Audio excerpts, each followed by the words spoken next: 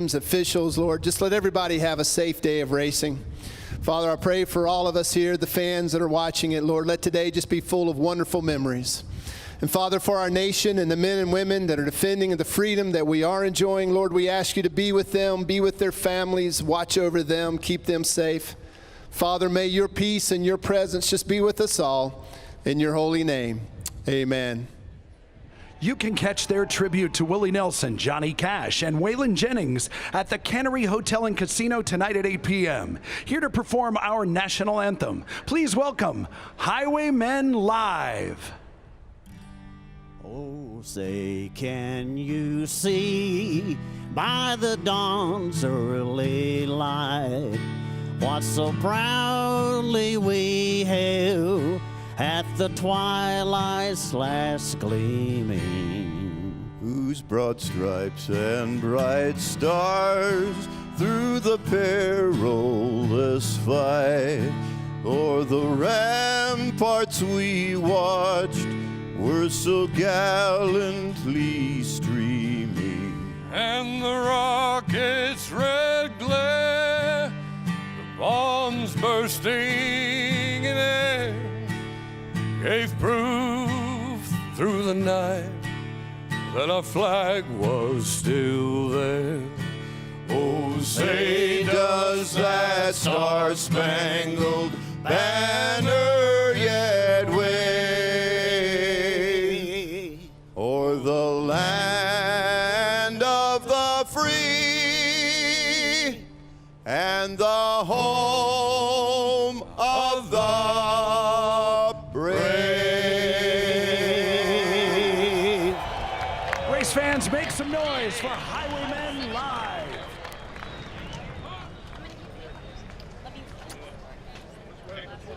Something happened in your hand? Nah, nothing, man. What the hell did you do?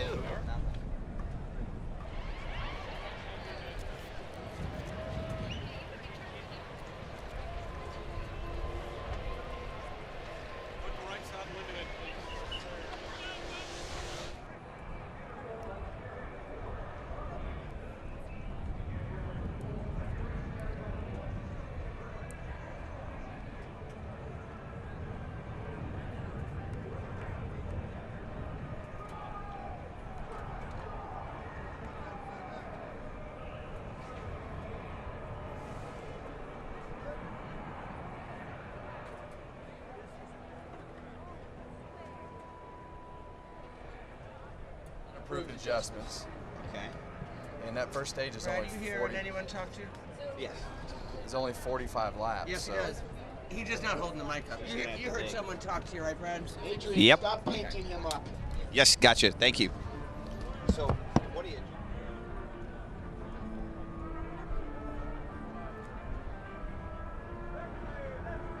What the adjustment was on the 20?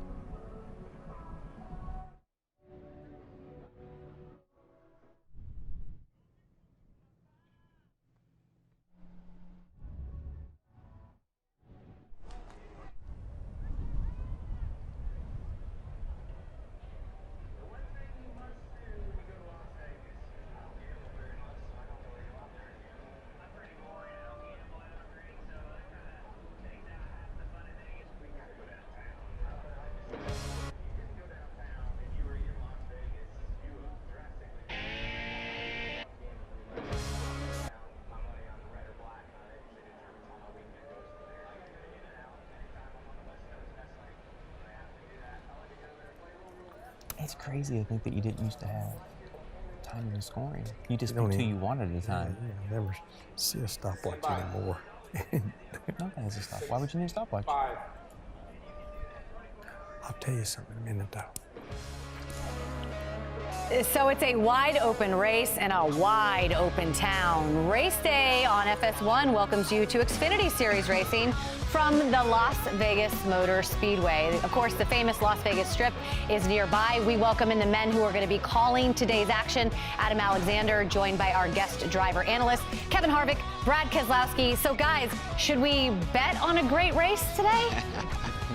I know this. We should bet on the fact we're making history, because while Brad and Kevin have been in the Fox family for a while now, the two of you have never worked in the broadcast booth together. Well, that's going to make it fun. So maybe we need our rookie stripes? I'm not going to have to get in the middle, right? You guys? No, we're good. All right, We're I just good. want to make sure. Now, some interesting notes as we get set to go green. Christopher Bell, as we know, outstanding a week ago at Atlanta, but this is an impound race. They had to make some changes to that race car. He's starting at the rear, and Kyle Busch is in the field today. How challenging is that, Kevin? Well, I think it's going to be definitely challenging just for the fact that the first stage is short. And when you talk about championship points and the things that are happening in the big picture, you need to score stage points. So he's going to have to hustle in order to get himself up to the front. The other challenge for he and all these other drivers, as you guys know, it's windy out there. How adverse is that when it comes to this place, Brad? Well, Adam, we just got done with practicing the Cup cars, and the wind has the cars all over the place, especially on the exit of Turn 4. This is already a very tricky track. You practice the cars, they have a lot of grip, you get in race mode, you don't have all that clean air. Can be very difficult on some of these rookies that have maybe never raced here. Add the wind into that equation, they're going to have their hands full today, Adam. The other item to keep an eye on here, Kevin, and you talked about this, the transition from practice to the race, one that's very difficult here. Well, this is one of the more difficult racetracks that I ever remember driving the Xfinity car in, to try to get the adjustments on your car right, because yesterday it was overcast and cooler, and today it's sunny, and I think these guys are in for a handful when they drop the green flag. I'm going to throw one word out here, and it's parity. Last 11 races here, we've had 11 different winners. Should be an entertaining afternoon at Las Vegas. Let's go trackside and get the command. And now, race fans, for the most famous words in motorsports, please welcome your Grand Marshal, Vice President and General Manager of Aliante Hotel, Casino and Spa, Carrie Burke. Drivers, start your engines!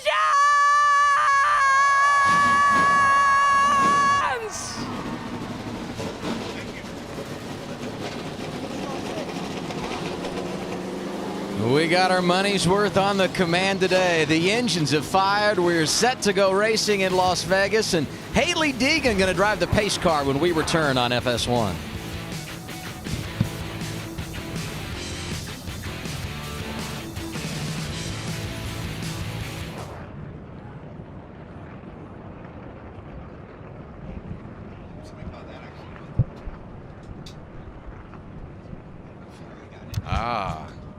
Unapproved body modification.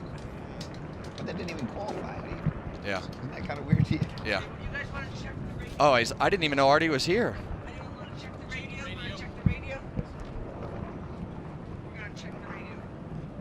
Are we good to check the radio?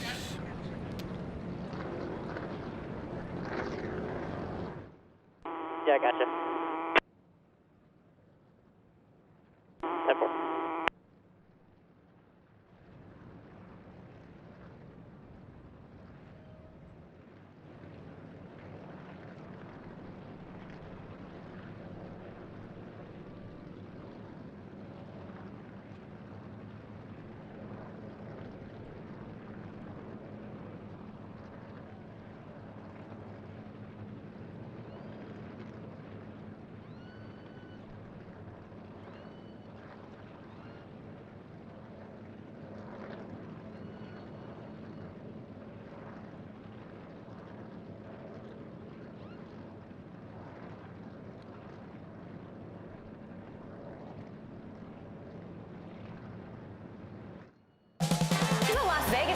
Experience is everything at Las Vegas. Hang on, baby. We're going for a ride.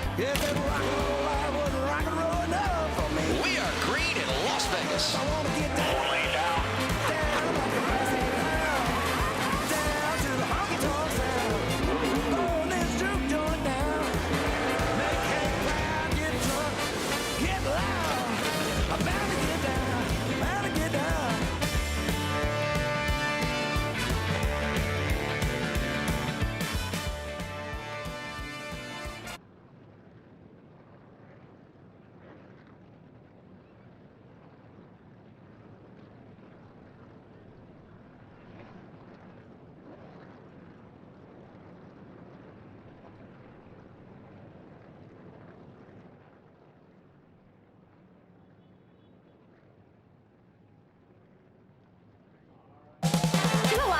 everyone. Experience is everything at Las Vegas. Hang on, baby. We're going for a ride. Yeah, that rock and roll life wasn't rock and roll enough for me. We are green in Las Vegas. I want to get down, down to the honky-tonk sound. Roll this juke joint down. Make head loud, get drunk, get loud. I'm bound to get down, bound to get down. Great to have you with us from Las Vegas Motor Speedway. Pretty afternoon here as Xfinity teams get set to take the green flag at this 1.5 miles for the 24th time. And as they roll off and get ready to go, we go from the driver's seat. And today the focus, 19-year-old Justin Haley driving for Colleague, making his first career start here in Sin City. Hey, Justin Haley, this is the Fox booth with Kevin Harvick, Brad Keselowski, and Adam Alexander. Our question is today, we know you have some truck experience here, and we know you made a lot of laps yesterday in practice. How was your car driving, and did you make any big changes today going into the race? Yeah, we unloaded with a really fast leaf filter gutter protection Colleague. Racing number 11 Chevy. Had a very good speed off the hauler, which is really refreshing to see.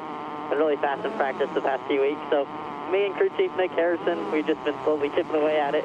Didn't make any big changes today. Obviously, rain washed away the track a little bit, and you guys rubbered it back up. So we got a tailwind down the back stretch. We're gonna have to fight for a good bit of the day, but just going to try to take what we learned yesterday and apply it to today and have a good run. That sounds great, Justin. This is Brad Keselowski up in the Fox booth, and I wanted to ask you, you got your crew chief, Nick Harrison, up on the box. The two of you had your best career race last week, finishing 8th in Atlanta. What's it going to take for you to improve on that again this weekend here in Las Vegas? Yeah, I don't think we need to do anything major to improve. I think just slowly chipping away at it each week, making progress, having a solid weekend. Is the best thing we can do. Just focusing on what we can control and what we can do to improve our race. Have a good pit stop and doing our job in and out on pit road is the main key for a rookie driver like me with a veteran crew chief. So I'm going to go today and just have a solid day and see where it puts us. All right, buddy. We appreciate you wearing that visor, Cam, and have a great day. Thank y'all. Justin going to start 13th. Some momentum. You talked about the career best finish. He was 8th last week. Quick in final practice yesterday. The 11 car should be strong here today. Before we go green, we hear from our pit reporters. We start things off with Regan Smith. Hello, Regan. Well, hello, Adam, and good afternoon. Hey, a year ago in this race, Christopher Bell finished in the second place. He's our winner from last week. Unfortunately for him, he was scheduled to start third today. As you documented at the top of the show, he is going to have to fall to the back of the pack for an unapproved body adjustment prior to the race starting. Look for him to work hard to come from the back of the pack through to the front, but his race car has been a mix between loose and tight all weekend long. They haven't hit on the balance yet, so might be a little bit of struggle early on for him. Jason Ratcliffe will have to use a little bit of strategy to get that track position. Jamie Little? Regan, on Friday in practice, Chase Briscoe and his race car were not seeing eye to eye. They made adjustments throughout both practices. Nothing seemed to help. So last night, he reached out to a fellow Hoosier, and it just so happens to be his boss man, Tony Stewart. Tony told him pointedly, if you want to have a chance to win, you cannot race these cars like you do a sprint car. Chase told me today he is going to change up his driving style today and give it a go so he can work his way to the front. Adam? Thank you, Jamie. You're talking about the 98 of Chase Briscoe, of course, as you said, driving for Stewart Haas.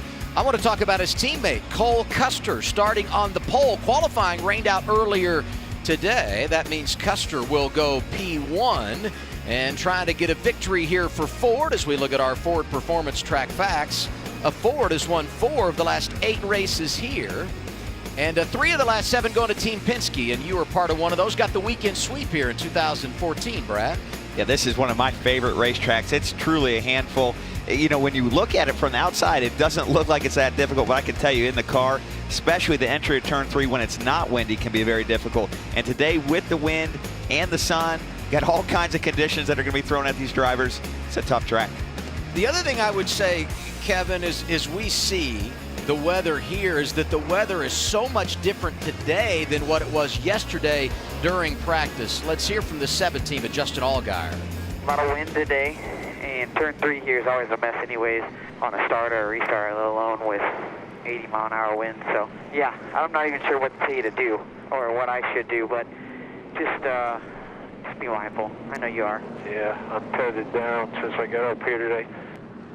Adam, Here's what I can tell you, and Brad knows this. These guys are going to be caught off guard when they drive into turn 3 today. They're going to go through 1 and 2, and they're going to say, you know what, that wasn't that bad. And they're going to go down the back stretch, and they're going to drive into turn 3. The car's either going to jump sideways, and it's going to magnify it being in traffic. But this wind is nothing that they dealt with yesterday, and the track conditions are going to be drastically different than the things that they had in their car yesterday. Here's the race analysis. Second straight week, we're on a 1.5 mile track, but last week at Atlanta, 250 miles, 300 today. So it's a 200-lap race. Stage breakdown, 45 laps to end stage 1. We'll go to another 45 laps to the end of stage 2, and then a 110-lap run to the finish. And we mentioned the fact that Cole Custer will be on the pole after qualifying was rained out. Chad Fincham would have been up there with him. He is elected to drop to the rear. That means the 9 of Las Vegas native Noah Gragson will be on the front row. And I'm interested to see how he does today. He didn't have a great week last week at Atlanta. I know coming from the Truck Series, we talked about this a little bit before we came on air, but coming from the Truck Series can almost be a little bit of a bad habit because of the fact that you carry so much throttle in those trucks. And here at Las Vegas, in my past experience, you want to let off the throttle a little bit in order to get the car to turn and get right back on it, and exit speed is really important. Well, that when the cars get sideways, Kevin, as you know, these cars don't recover like the trucks do. The trucks, when you get sideways, they got the big flat right side. They get in the air, and it's like a sailboat. It steers them back straight. These cars here, when they get sideways, they're not as easy to recover as well. So that's a big curve coming from the Truck Series to the NASCAR Xfinity Series. And as you can see, there are some Kyle Busch fans here today. The man that is the all-time wins leader in Xfinity Series competition will roll off 8th. You would expect him to come here and have his way. They struggled here last year. Joe Gibbs Racing has one victory at this place. It came courtesy of Kyle 2016 when he led 199 of 200 laps. We'll keep an eye on him today. Front row is going to be Cole Custer and the 9 of Noah Gragson. It's race 3 in 2019, the opening of the West Coast Swing for NASCAR Xfinity Series teams. We're happy you're with us. Here we go from Las Vegas Motor Speedway.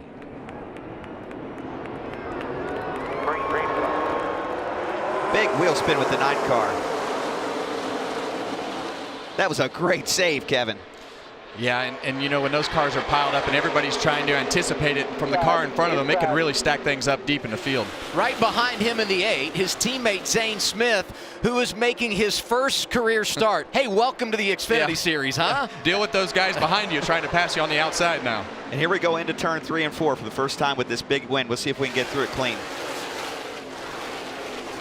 How about Austin Cindric has jumped up to 2nd. Allgaier falls in line in 3rd. That's Brandon Jones in 4th. He's had a great start to the year. And there's Kyle Busch working the outside in the 18, up to 5th.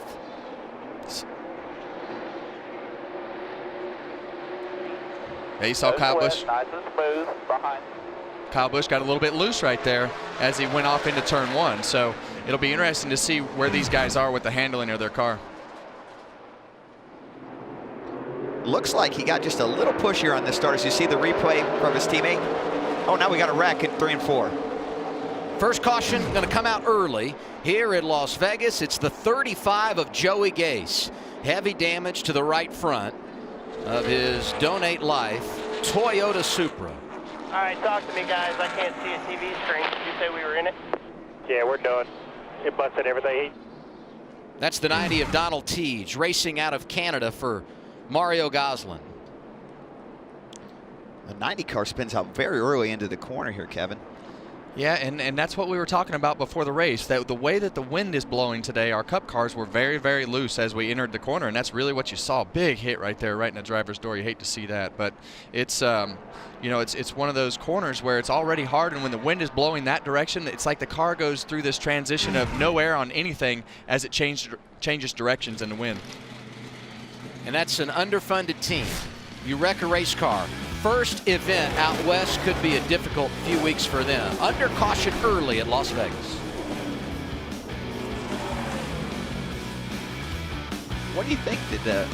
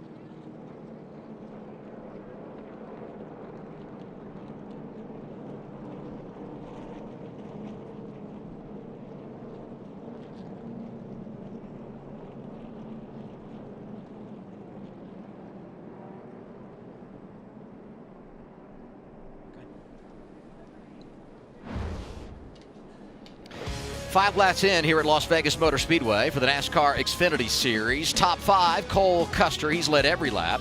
Austin Cindric is second. Then it's Justin Allgaier, Brandon Jones, and Kyle Busch. But let's go back to the guy that is leading this race, Cole Custer. New crew chief in 2019 is Mike Shiplett. And if you followed the Xfinity Series, you know what a star he is on the pit box. Didn't come over to this race team until December. He had been at Chip Ganassi Racing. He comes from Ohio. He wanted to be a race car driver, spent time behind the wheel, then made the transition to the crew side, loves to scuba dive with his wife, Brooke. 17 career wins with 7 different drivers, Regan.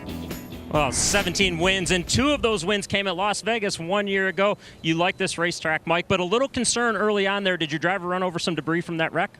Yeah, under that caution, the Haas Automation Ford Mustang, we just hit something with the splitter. It just bounced over the nose. No damage or nothing like that. So we're just looking for a good race here. We got 195 laps here to go. So got a long race and keep the Ford Mustang up front. Cool. Good luck today. Thanks, Mike. Thanks, Regan. And that's today's Driving Trust, sponsored by Midas. You know all about Mike Shiplett and everything he brings to Stewart-Haas Racing, Kevin. Well, he does. He obviously brings a lot of experience. He brings a lot of race wins and a lot of things from the 42 team that he had last year with all the success that he had last year. So you do see a little bit of damage on that splitter right there. So I don't think that'll be a big deal to you, Brad. No, I don't think that's the end of the world. It's certainly not what you want. It definitely hurts the car, but I think it's fairly minimal. Not like what we see here with Joey Gase's car. That's some pretty severe contact. Hate to see that. We did mention that Joey's driving a Toyota Supra. The Supra paced the field today, and behind the wheel, Haley Deegan, who got a huge win here on Thursday night on the dirt, opened up 2019 with a victory in K&N West competition. We had her on yesterday during practice. What an electric personality, and for the first time in the history of NASCAR, 72 years, a young lady is leading the championship chase. What a great story. Congratulations to her. You know, the great thing about Haley is we've had her on the radio show, and I've been able to talk to her several times. So, you know, I think to see her enthusiasm, she speaks well, she talks well, but she loves to race. She has great experience in the off-road stuff, and she is a student of the sport, trying to learn what she's supposed to do and how she's supposed to do things. But when you put her on the dirt over there, she feels right at home. So they had 2 great finishes with her. Obviously winning the K&N race, and then the World of Outlaw race came down to the last lap. So fun to see all the racing here at Las Vegas Motor Speedway. I think that's genetics. Yeah, right there. that's right. Kevin. Yeah, her dad, of course, Mr. Deegan, Brian Deegan, has a lot of success in all forms of dirt racing. You mentioned the World of Outlaw race. Christopher Bell was competing in that, had to start at the back today. Most recent winner up to 23rd after a couple of laps under green. And there's a look at the 22 of Austin Cindric on a run of top 10 finishes. Solid start to 2019 for the second-year driver out of Mooresville, North Carolina. So, Brad, you're around Austin, and we've talked about how much better he has been on the racetrack just by, looks like he's making better moves, not tearing up the cars as much. What do you think has contributed to that as you look and see the success? I think experience and confidence. You know, I think he sees some of the other drivers that have maybe gotten in the car or drove at Team Penske, and they give him a data point that gives him confidence that, hey, I know the car's capable. I know that if I just and maybe a little more patient, things will come to me. And I think he's been able to take advantage of that and learn that. Sometimes the hard way, but sometimes that's how you have to learn. But yeah. I think we've seen him really mature with the decision making, like you said, Kevin. And this is another good race for him to prove that out. And so far, so good. Obviously, he's climbed up to 2nd place here. Lane selection so big last week at Atlanta. This will be our first restart of the day, second start when you consider we got the green flag just a handful of laps ago. Both times Cole Custer goes to the inside. We anticipate that all day long? I could see that flipping either way, Kevin. I think it's really going to be about if you can get a push with these cars in the NASCAR Xfinity Series. You know, you can spin the wheels a little bit, but usually not. So a push can be a big deal here. And I don't want to steal your secrets for tomorrow either, so you don't have to tell everything if you don't want. I think it could be either one, Kevin, and we're going to find out right here. Going back to green as we complete lap number 7.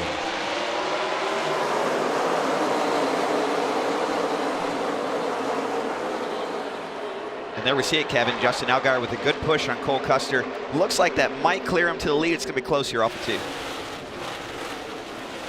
And that's really what you want. Right on you, still clear. Whew. Trying to cross over. That was close.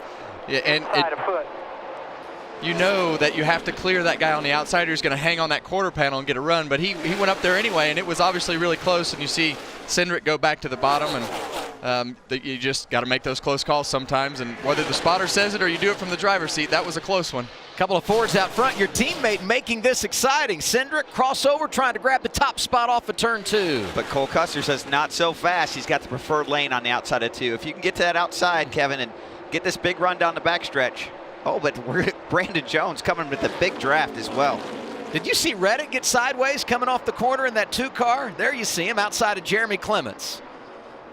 Brandon Jones in the mix, left of your screen for the lead. Justin Allgaier is there. Kyle Busch gaining ground. That 23 car of John Hunter Nemechek got really close to hitting the wall the last lap off of turn 2, running that high groove. Yeah, Nemechek in that 23. Disappointment last week at Atlanta after a top 10 to open the year. Down in Daytona, this for the top spot. Custer returning the favor outside of Cindric and a bump from Jones. Woo, turn 3 is hard enough as it is. Get a little contact, it can get even more sketchy. And all of that racing allows Nemechek to pull up into the mix. Same for Kyle Busch. Wow, Kyle Busch very loose, Kevin. He's really struggling with that car being a little out of control, I think. Yeah, and it'll be interesting to see if that swings for him. As we went through Cup practice today, the cars seem to be really loose for 3 or 4 laps, and it'll be interesting to see if Kyle's car swings back the other way for him on the long run. Nemechek comes through to second, 3 wide for third. Busch hanging it out high. Still top 3.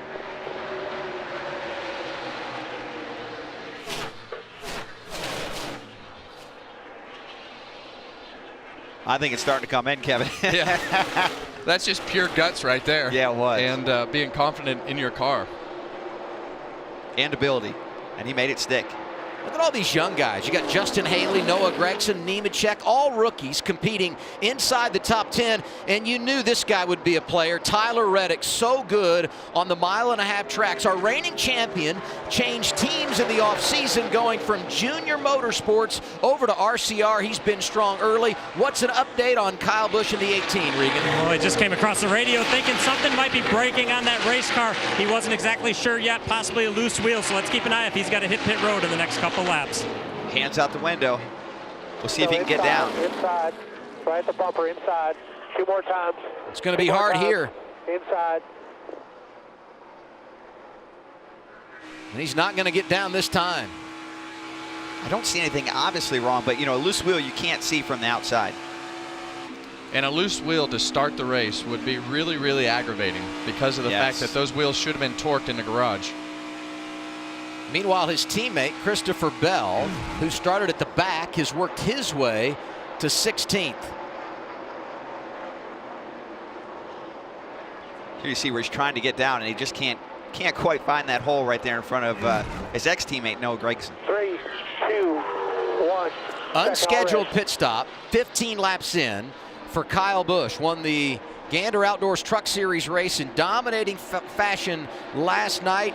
Headed to pit road right now, Regan. Well, it's been a couple challenging years in the Xfinity Series for Kyle Busch at his home racetrack. Fought a very loose race car last year. Told me today he felt a lot better about this particular race car. But early on, troubles, possibly a loose wheel. He also reported it may be a wheel bearing issue on that car. Oh, he's pointing at something inside the right front wheel there.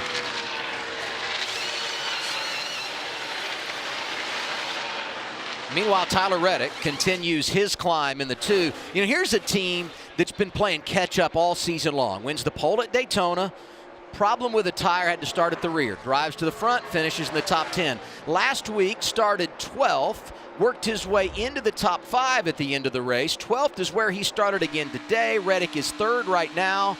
And here's another old dirt racer making up some ground early. Christopher Bell led all but 20 laps last weekend at Atlanta.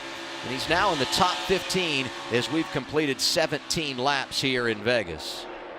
What about Justin Allgaier? Top 5 for him right now, Jamie. Yeah, such a good racetrack for him statistically. 6.4 is his average finish. Finished 3rd and 2nd last year. Fastest in practice. As you see the 19 get a little squirrely on the bottom. But Justin's saying he was a little aero tight earlier in the bright sun. but now most of the track keeps getting that cloud cover with dark thunder clouds. He says the car is definitely getting tighter, but it's not holding him up. He's still in the top 5. He told me last night, I expect to win this race on Saturday because in my last 3 starts at Vegas, I finished 4th, 3rd, and 2nd here in September. The numbers just align for old Lucky 7 as we ride in Vegas. You know, Justin Allgaier, I'll never forget his first few starts here, how impressed I was with him. I think this is one of his best racetracks. What is Bell learning about his car right now, coming from the rear and already knocking on the door of the top 10? Well, he's doing a great job, and I think that the biggest thing that I see is all the passes that he is making are on the bottom of the racetrack. You saw Kyle Busch use the top of the racetrack to make some of those passes, but as the run is going here, he's able to keep his car on the bottom of the racetrack and make some good passes. And if he gets by Zane Smith here, he would be in the top 10. Bell's got a fast car early. We're halfway through our opening stage. Custer, Nemechek, Reddick, Jones, and Allgaier, the top 5.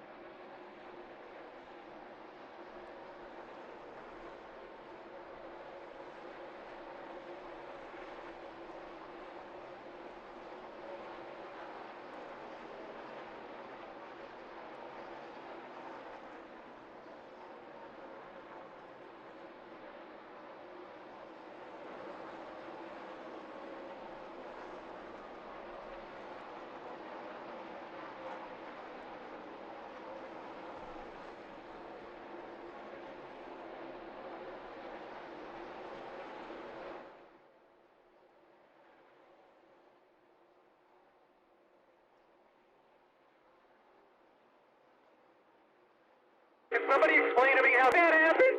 What the heck are we doing here? Hey, you don't have a set of tires for me, do you? I'm working on it.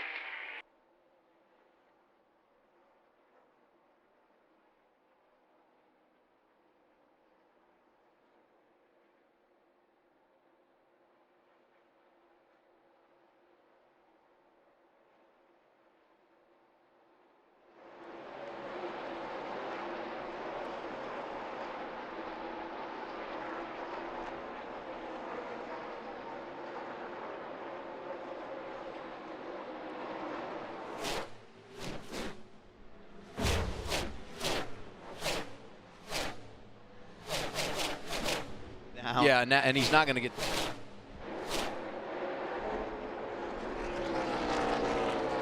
Hopefully it didn't damage the studs.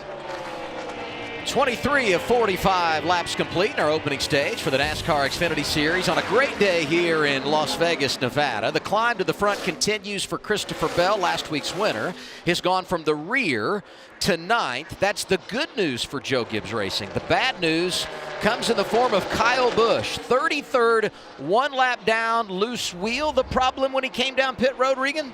Yeah, and we can confirm that it was a loose wheel on that race car, and Kyle was none too pleased about it when we caught this on the radio. Can somebody explain to me how that happened? What the heck are we doing here? Hey, you don't have a set of tires for me, do you? I'm working on it.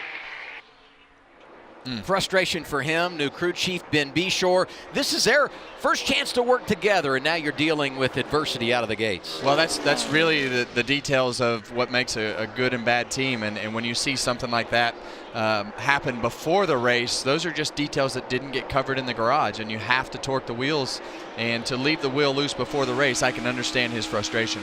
Definitely, and he's, to Kyle's point, now he's in an even bigger hole. He's down a set of tires. He's going to need those tires at the end of this race. He's a lap down, and the way we're lapping cars right now, he's not going to get the lucky dog for a long time. Yeah, he's got 5 or 6 cars in front of him that are a lap down. He's definitely not going to get it when the caution comes out at the end of this first stage. Meanwhile, here's Bell inside of Haley. That's for the 8th position. Working on Gregson for 7th as we go back to Custer, who's led 25 of 26 laps today. Impressive start for the kid out of California. Back 20 bottom, back in. Clear behind. Christopher's going to get 2 of them here.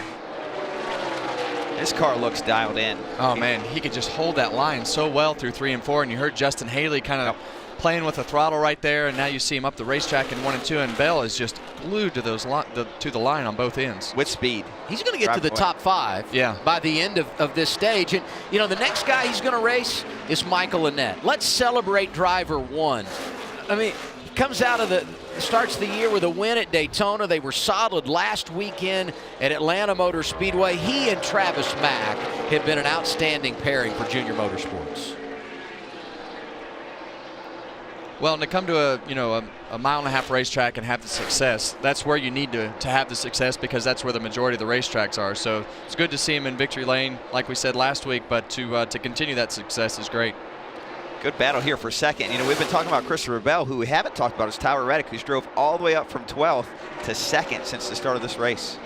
And he was good on the long run last week. And the longer we ran, the faster that 2 car would go. And if you remember, before the caution came out late last week, he was running down Bell. Then they had an issue on pit road, took him out of a chance to win. But he is a proven driver when it comes to a 1.5-mile track. Let's listen in on Cole Custer's radio. Am I not running high enough at 3 and 4? Or what? You think I'm running too high right there? The 3rd place car is the only guy that's consistently running off the bottom, and he runs above the 2nd team at both ends, and he struggles to get by this 23. They're still over half straightaway back. Well, the one thing I would like to have seen him tell Cole Custer right there is your lap times are still good. Wherever you're running, your lap times are good. The guy that you're going to be racing is Christopher Bell, and he's a couple tenths faster, but your lap times are still okay for this stage. But you're going to have to tell us what we need to do to the car in order to make it better to race with the 20. His lead is 3.5 seconds. Do you feel like you get in no man's land a little bit when you have no one around you and no baseline on what's happening? Without a doubt. You can find yourself get kind of lulled into a sense of complacency as we see another battle here for second. We're talking about Tyler Reddick driving up to second, but now Brandon Jones is starting to catch fire. Jones has been really impressive out of the gate this year. Top 5 runs at both Daytona and Atlanta. Got it in the win today. The driver from Atlanta, Georgia, 2nd place to Cole Custer.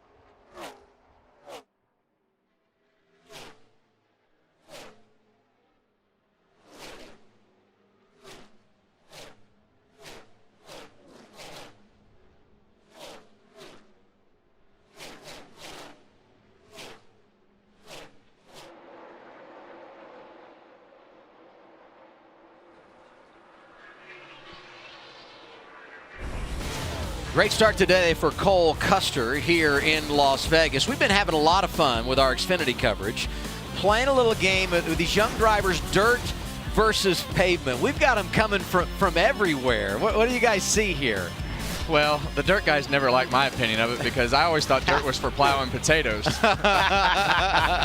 But don't go to your Twitter feed anytime soon. I think you have to respect what the dirt guys have done. And when you look at Christopher Bell and you look at Kyle Larson and the success that they've had and the different style of racing that they have brought over here on a consistent week-to-week basis is something that you definitely have to pay attention to. So I enjoy watching all racing and enjoy watching dirt races as well, but I just never grew up doing anything on the dirt.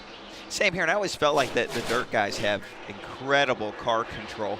But a lot of racing, especially asphalt racing at the higher levels, is more procedural based. It's restarts, it's pit road and all those things, and that takes reps itself that you only get really in asphalt racing. It's really the hardest thing they have to learn. Absolutely. The length of the race, how to take care of your car, all the little detail things, because they're used to running shorter races. And I think as you look at it, you look at the mistakes that they make, especially at the beginning of their careers. A lot of those just come with the length of the races and the things that happen with those procedures throughout the day. I think we saw that a lot with Bell last year. Yeah. Took him 8 races to get to victory lane. Then once he really got it going, obviously he was outstanding and got his 9th career win last weekend at Atlanta Motor Speedway. You see Kyle Busch there. If you're just joining us, he made an unscheduled pit stop loose wheel. He's a lap down in the 25th position, but good lap time. So if everything falls his way and they can get back on the lead lap and they can manage those tires, he might have a chance to make a play late in this thing. And you saw him racing a moment ago around Ryan Sieg.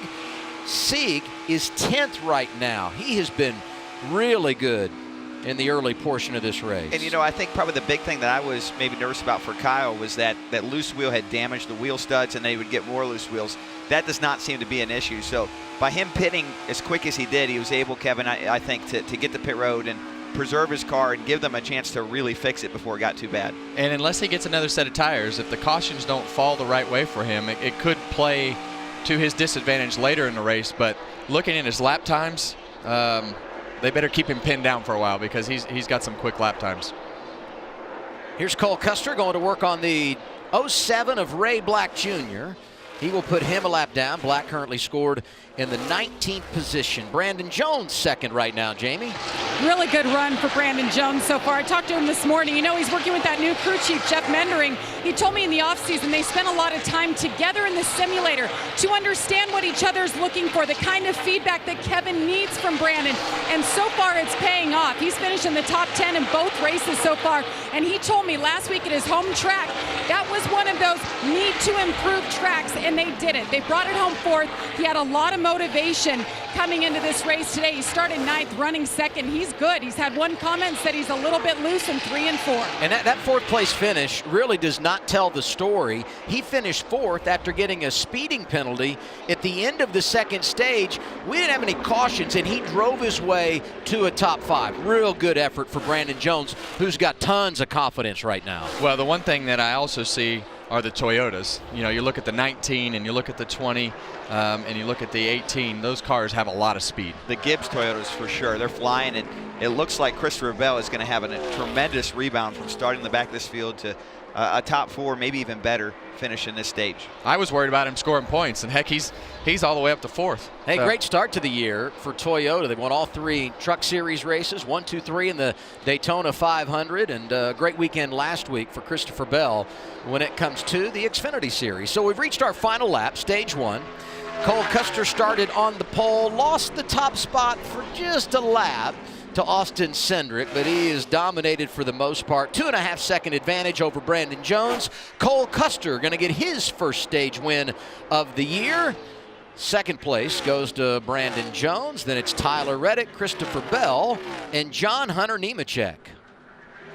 Rest of the top 10, Michael Annett, Justin Allgaier, Austin Cindric, Justin Haley, and Noah Gragson. For the 9th time in his career, Cole Custer, a stage winner in the Xfinity Series.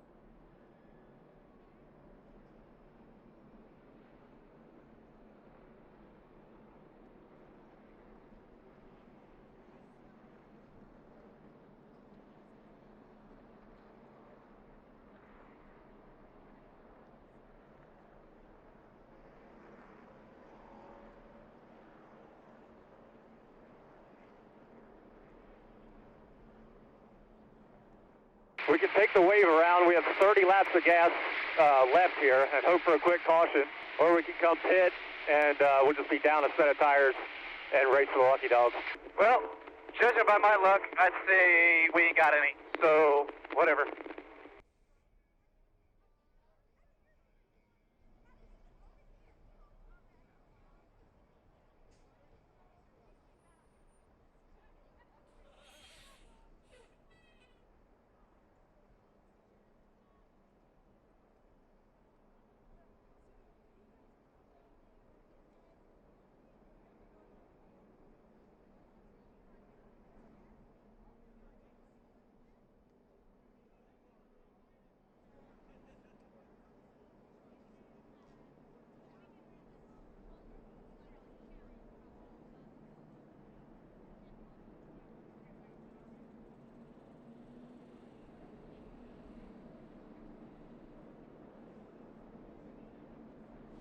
NASCAR will let you do that.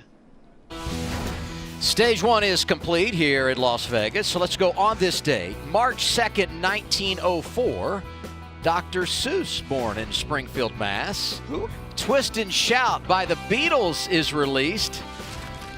The Sound of Music. You got to love that. I know you guys watch that with your families, right? When you have a little daughter. Yep.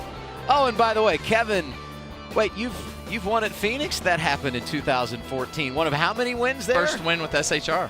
Oh, there you go. Yeah. That is a monumental victory for you. So Cole Custer's been the dominator so far. He leads Brandon Jones, Tyler Reddick, Christopher Bell, John Hunter Nemechek, and others to the pit lane. These will be scheduled stops as we wrap up our first stage, and they're coming your way, Jamie. And Brandon Jones drops down in the second position. Felt good taking off, just a little loose through 3 and 4. Didn't talk much, happy with it. An air pressure adjustment is the only call, and they'll put 4 tires on it. Meanwhile, the 7 of Justin Allgaier, tight everywhere. You see him in the bright number 7. They're going to undo the changes they did last night. A 4-tire stop, Regan. Tyler Reddick on the bottom left of your screen is on the splitter too hard when he runs the bottom of the racetrack. When he runs up on the top side, though, the race car is too tight for him. And in the bottom right of your screen, Cole Custer, he needs to turn the center just a little bit better, but he doesn't want to be any freer off of the corner. The lap times for the team, they're very happy with him. They don't want to make very many big adjustments. Number 1 pit stop for Cole Custer after they were on the pole a week ago, but he's not going to gain the top spot exiting. -3 for the 00. It's Tyler Reddick and the RCR team that goes +2, and they lead him off the pit road.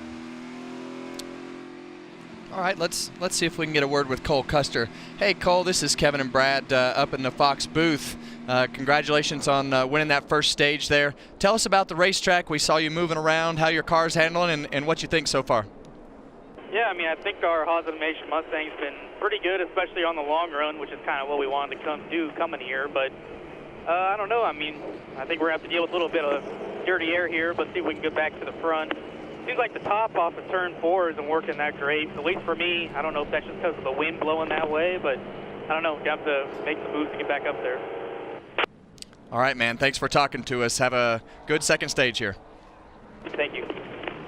You know, Reddick gains the lead off of pit road. That's big. That team had an issue. Final stop last week, rebounded today. He'll be the race leader when we begin stage 2 after the break.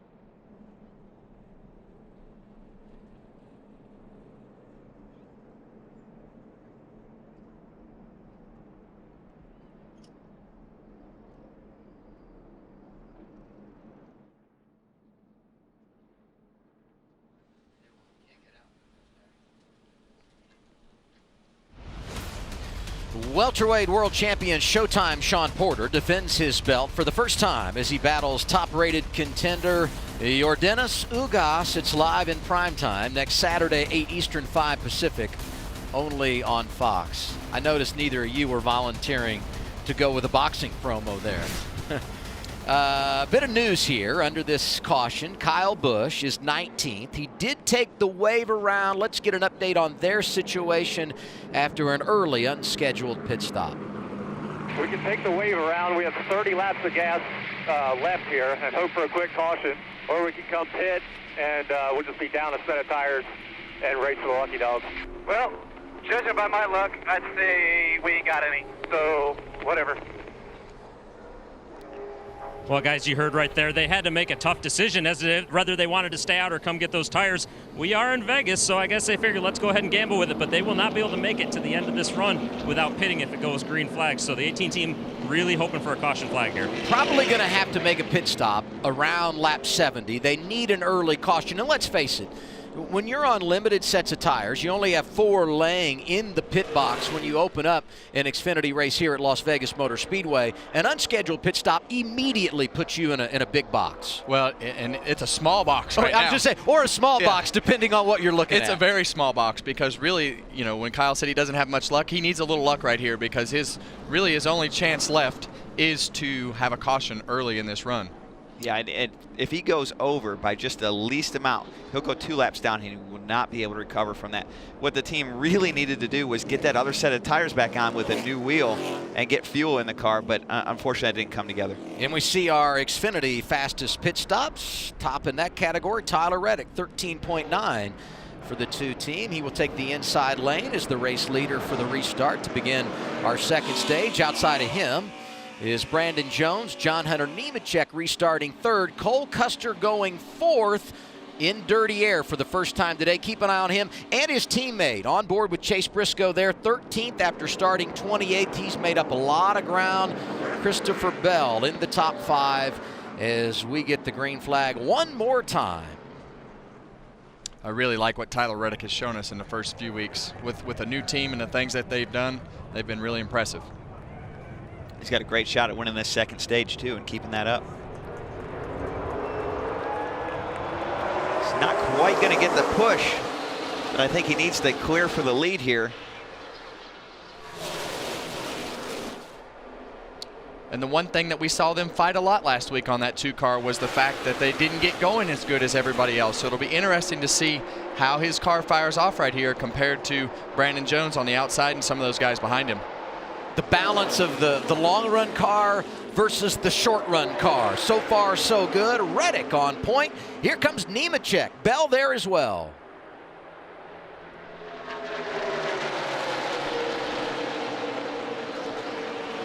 John Hunter Nemechek has done a great job all day. We haven't mentioned him very much other than the fact that he got really close to the wall in like lap 2.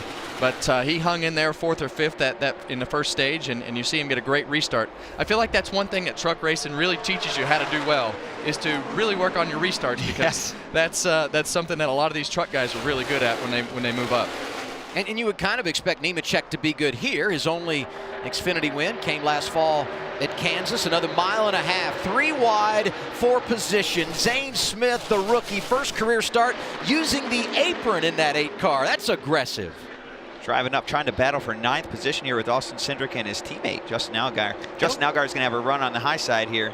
Maybe try to make a move back on him. You know, we haven't said Austin Dillon's name. Driving the 10 car, a second vehicle entered for Colleague. He's a former winner here. He's been outstanding in cup practice this weekend, but they have struggled today. Spent the entire afternoon outside the top 10. Yeah, I'm with you, Adam. I really thought that Austin would run a little bit better today. This has always been a really good racetrack for the RCR guys, and we know that the team that he's driving for obviously has a good relationship with those guys, so I expected him to run a little bit better today, and maybe they'll get it fixed up. What's the latest there, Jamie? Well, and because this is a part-time team and qualifying was rained out earlier today, he started back in 31st, but yesterday's problems continue today. The car is just too tight for him. He cannot turn, cannot get off the corner the way he wants it to. Chris Rice making the call. And remember, this is just the second time Austin has run with them, so they're still trying to get to know each other a little bit and understand, but the car's certainly not turning. And that's tough here, because this is a momentum racetrack. I mean, you have to have the car turning. It's a fine line between turning to the center of the corner and through the center of the corner, and having it tight enough to where you can have that grip to be aggressive with it. So it's a balancing act, but when it's too tight, you're dead in the water. Very much so, especially in 1 and 2 over the big bump down there. But you got to do what you can, try to make it through this stage. Give your team a chance to adjust on the car. Teammates racing for 3rd, the 20, Christopher Bell coming from the back, and to the inside of 3rd place running Brandon Jones. A few car links back to John Hunter Nemechek, who's in the 2nd position. I'll say it again. I like what Michael Annette is doing.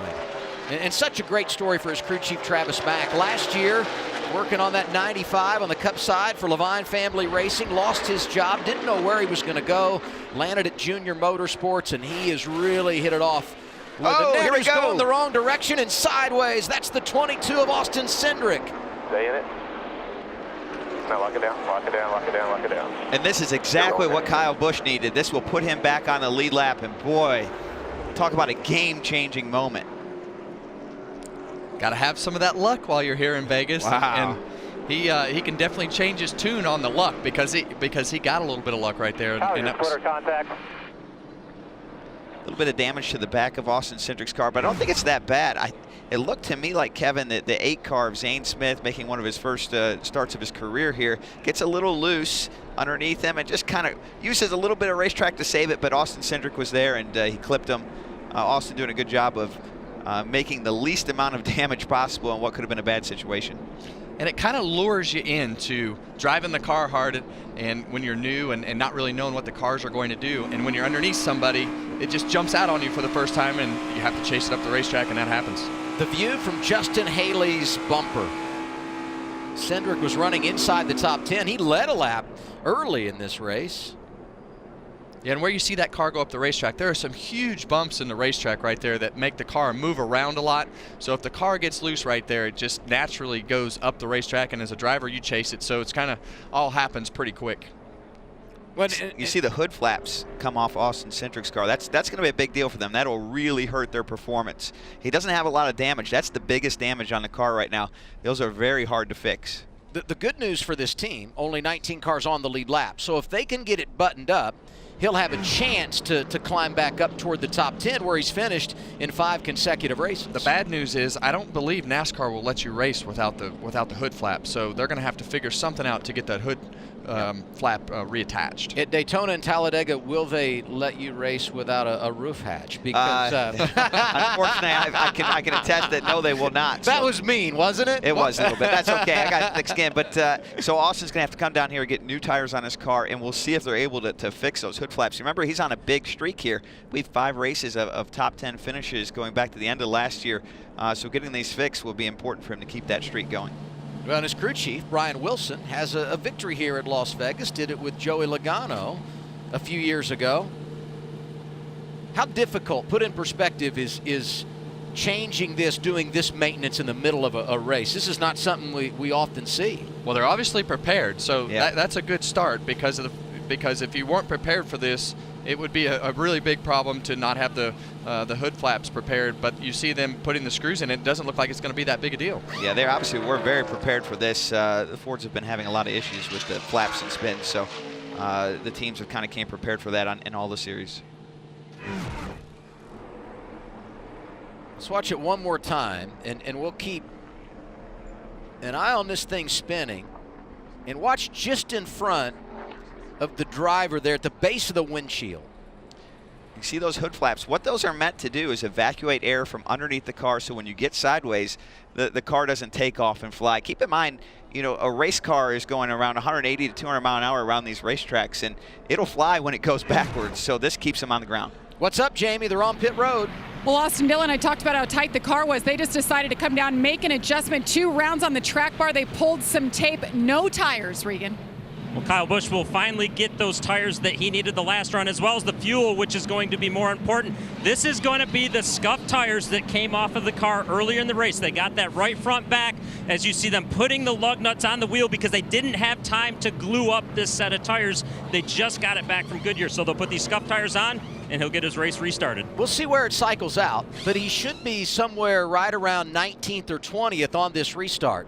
If he can perform on these older tires, they are now level with the competition on tires. He can get himself right back in the game here. Well, the one thing that I noticed on that last run, when Kyle's tires cooled off, he ran some low 31-second laps right there, which I thought he was going to be a second off the pace, Brad, but his car is obviously really fast. So for them, they're going to be able to run faster than those guys from 10th to 15th, probably with these used tires, but it keeps them in the game and gets them back even. All they need to do now is survive the second stage here and not put another set of stickers on, and they'll be on par with everybody else. Yeah, Kevin, I think he's shaping up right here to maybe even be able to get a top 10 at the end of this stage.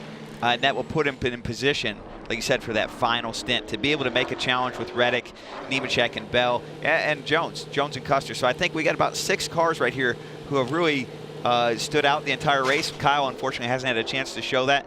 With this opportunity, or this yellow has created an opportunity for Kyle to showcase that later in the race. That's going to be really important to stay tuned and watch how it unfolds. Kyle trying to do something this weekend that's only been done twice before, both times by him. That's sweep a weekend, Gander Outdoors Truck Series, Xfinity, and Monster Energy NASCAR Cup. He did it twice at Bristol and won last night in Truck Series competition right here at Las Vegas. What do you have for us, Regan? Well, it's been a fun-filled weekend for Tyler Reddick so far. We documented in practice yesterday he had issues with his radio and his helmet. That appears to be better for him today, but he also missed a shift at the very end of practice. They had to check through that race car to make sure everything was good. Remember, this is a new team for him and a different transmission manufacturer than what he's used in the past with Junior Motorsports. Then to add to that, last night he ate some seafood that didn't agree with him. He has had a little bit of a stomach ache all day long today, he told me as he climbed in that car. So fighting a lot of different things, but Brad, as you know, sometimes when you don't feel good, you can have your best days. Absolutely. I can promise you he's very quiet in that car. The body language that you displayed the minute that we got that report was outstanding. You know that? Well, thank you. I maybe have been here once before. You know, being sick in a race car is no fun at all, but if you're going to be sick in a race car, at least have a fast race car. He's got a very fast race car. Driving the two, no less. Yeah, you're right. Maybe the numbers Different got a team, problem. But I'll tell you, eating seafood in Las Vegas, I like to joke with my guys all the time. I know this is known as a food town, but there's not a lot of water around here, so I don't know where that seafood could have came from. Oh, I had the salmon last night. I'm a little nervous now. Here we go, coming back to the green to restart stage 2. Front row, Reddick and Nemechek.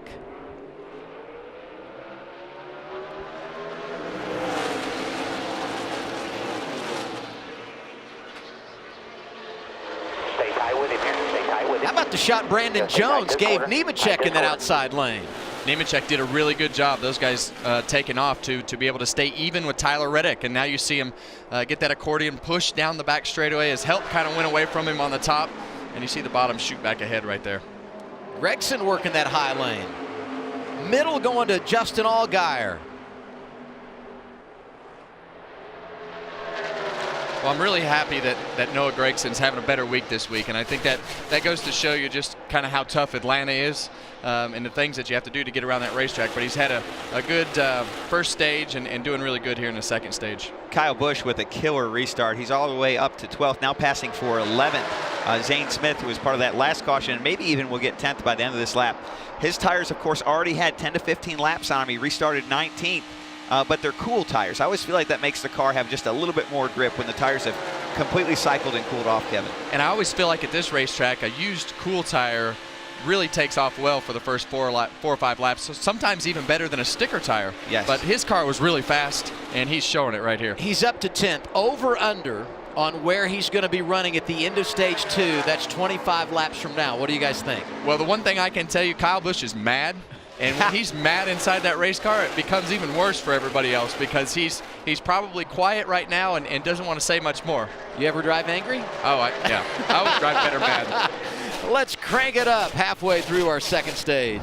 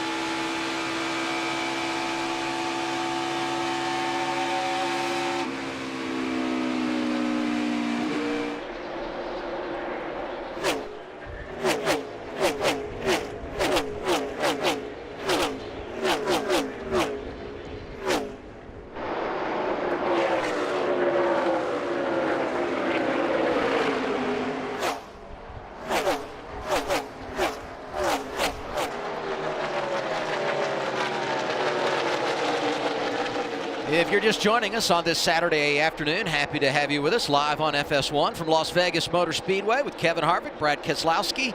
I'm Adam Alexander.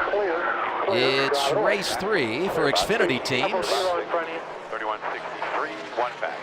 And the 18 of Kyle Busch is on the move. Had a loose wheel, unscheduled pit stop, middle portion of our first stage. Played some strategy. It's all worked out.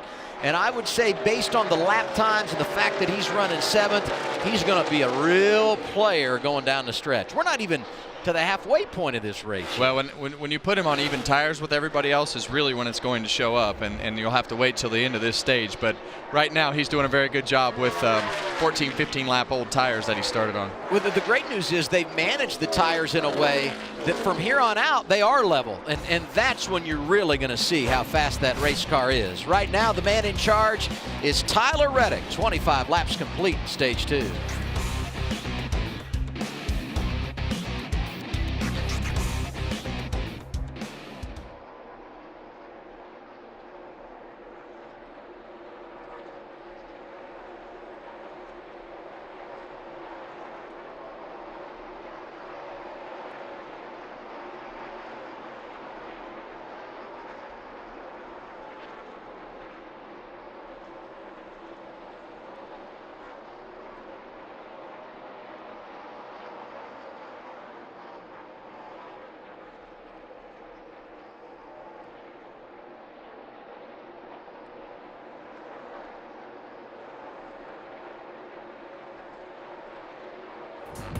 All right, here we go. Race weekend, Las Vegas, about to begin. First practice, car here, a whole bunch of fans standing up there.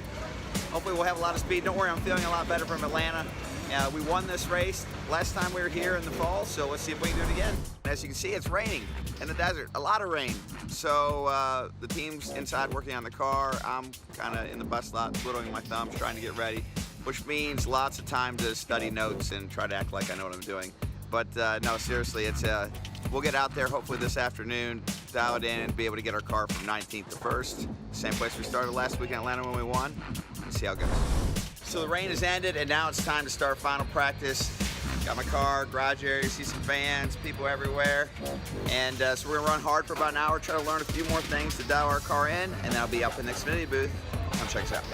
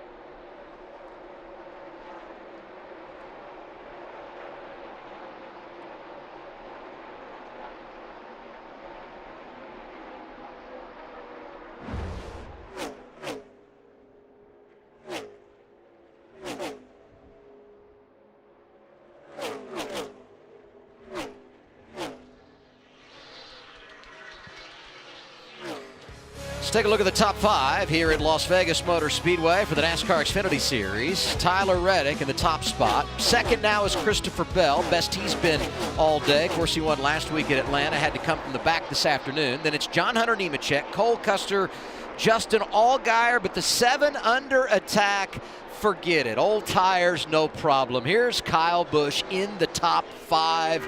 I think we're figuring out just how good he is right now. And he's been moving all around the racetrack. We've seen him run the top, while Justin was running the bottom there. And, when he went to the bottom and Justin moved up a lane, he drove right by him. So I feel like his car's still better on the bottom of the racetrack, but he's very versatile, which you have to be here to be good. Teammates here, veteran and rookie. That's a net outside of Gregson for 8th. And, just in front of Kyle Busch, Cole Custer. So good in the opening stage, lost that clean air when they cycled back on the pit stops, and the dirty air has not been good to the 00. No, it hasn't, and I think, that's obviously something that, you have to work on with your car. And what you talked about a little bit earlier, Brad, you kind of get lulled to sleep there while you're leading a race, not really knowing where you need to be on the racetrack or how fast you need to go.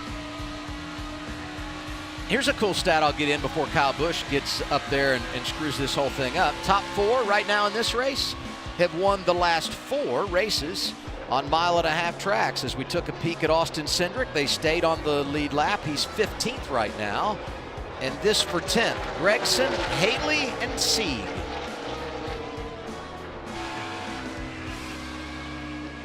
Sieg making the bottom work here. Looks like he's going to pass both of them. You know, that team out of Tucker, Georgia's really upgraded.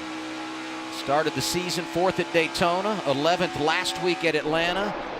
A lot of RCR equipment. Shane Wilson over there calling the shots on the pit box, and he now finds himself in the 9th position. It's great to see a young team that maybe doesn't spend all the money that the power teams do having success. They are doing it so far. We're 3 races into 2019. Only 10 to go in stage 2.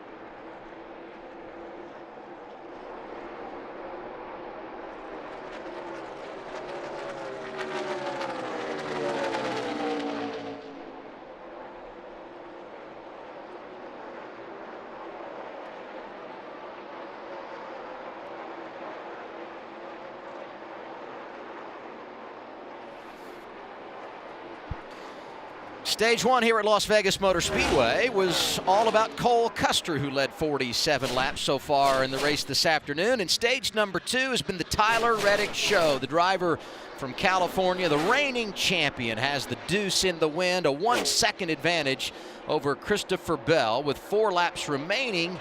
And here's Kyle Busch. He passed Cole Custer for 5th, and he's going to get to 3rd inside of John Hunter Nemechek. There's a theme developing here. Yeah, Nemechek and Custer here caught a bunch of lap cars, and Kyle was able to kind of slice and dice through them, making some really veteran moves in traffic. And he's got a good shot of finishing out this stage in the top 3, which is really impressive. Totally off of where we were. We thought he was stuck, and he just kind of proved us wrong. He just keeps going forward. So old tires, back too far. 18 just keeps marching forward. We got to give some credit to his crew chief, Ben Beshore. This is his first time doing this. Ben was an engineer for Kyle on the Cup side and is now full-time crew chief in the Xfinity Series. They took the wave around, took a gamble on older tires, and now they have all the track position they need. They're level on tires, and there's no question he is going to be a real threat as we get into the second half of this race. Adversity for Kyle. Adversity for Christopher Bell. Body modification change prior to the green flag today, so he had to start at the rear. No problems getting to the front for driver 20. And, you know, a lot of that comes with experience. And obviously Christopher's got more experience, but he's got a guy like Jason Ratcliffe sitting on the pit box who's got a ton of experience, tons of race wins. Just look, man, just do your thing. Be methodical about it. Go forward, and it'll be fine with a fast race car. Custer trying to get fourth back from Nemechek here. And get an all-important stage point. Yeah, well, you know, and with that 23 car, we talked about how he took off on the restart. At the end of the run here, I feel like he's fallen off a little bit more than some of the other cars. Final lap, stage 2. Green and white checkered flag for the green and white car of Tyler Reddick. Second career stage victory. Bell is second. Kyle Busch is third. Custer, Nemechek complete the top 5. And for 10th, that's Chase Briscoe getting around Justin Haley. Good battle there. Allgaier, Jones, Annette, Sieg, and Briscoe, the other drivers that score points. He won the championship last year. He has a new team, but similar results. Tyler Reddick is fast.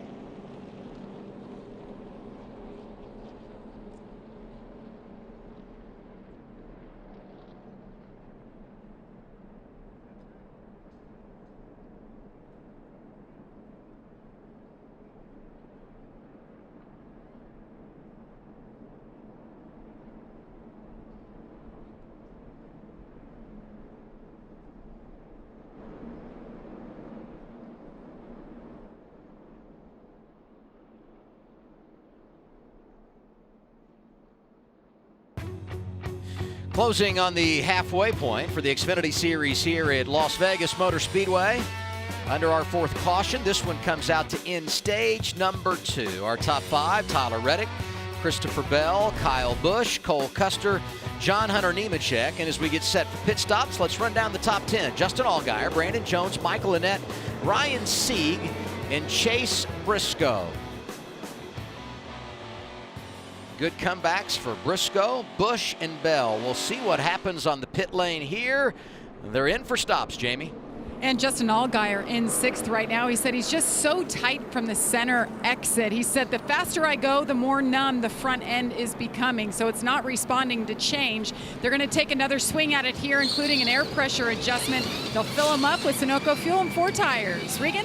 Our leader Tyler Reddick in the top right box of your screen. He's really happy with his race car on the bottom of the racetrack, but a little bit too tight up top. Kyle Busch in the bottom left of the screen. He's tight with the front of the car, but loose with the back of the car. So 2 things they need to work on there. And the number 20 car of Christopher Bell, he is too tight that run. Wants to be just a little bit freer. His biggest complaint, though, is he wants them to sweep the top of the racetrack so he can run up there. Tyler Reddick's crew got him 2 positions to the lead on that first cycle of stops. This time they hold serve, so it's the deuce off first. Bell and Kyle Busch come out second and third. Then it's Cole Custer. Michael Annett +3 is inside the top 5. Let's visit with the guy that won our second stage, Tyler Reddick. Tyler Reddick, Brad Keselowski up in the NASCAR Fox booth. You got a copy? Yes, sir. I got you. Congratulations on the stage win. This is one of your favorite tracks. I know you've got a truck win here, and now you're winning stages. Great work. I'm curious, your pit crew got you out front the last stop, and again, this stop, and it looked like your car really took off in clean air. What was the difference? Yeah, I think clean air is just one part of it. You know, it's really cool to have such a fast turtle Chevrolet Camaro, man. These guys have been working hard in the off season, and these cars are just great. I know the car is good because I'm not very good at running the bottom, and we're still pretty fast. So hopefully we can keep it going. But I know Christopher's running that top back there. It'll probably get interesting here at the end. 10-4. Well, you do look good on the bottom of the racetrack. It looks like you've been able to find the speed there. I know you're a dirt guy, and sometimes going to the bottom of the racetrack is hard to do, but you've got it done. Yeah, we'll see what happens. Hopefully we keep it going here, but having fun so far today. 10-4. Thanks for talking to us. Good luck in the rest of the race. Thank you, guys. We're going to find out what he's made of right here because he's got Bell and Busch lining up behind him. We're set for the final stage. We're live in Las Vegas on FS1. Happy you're here.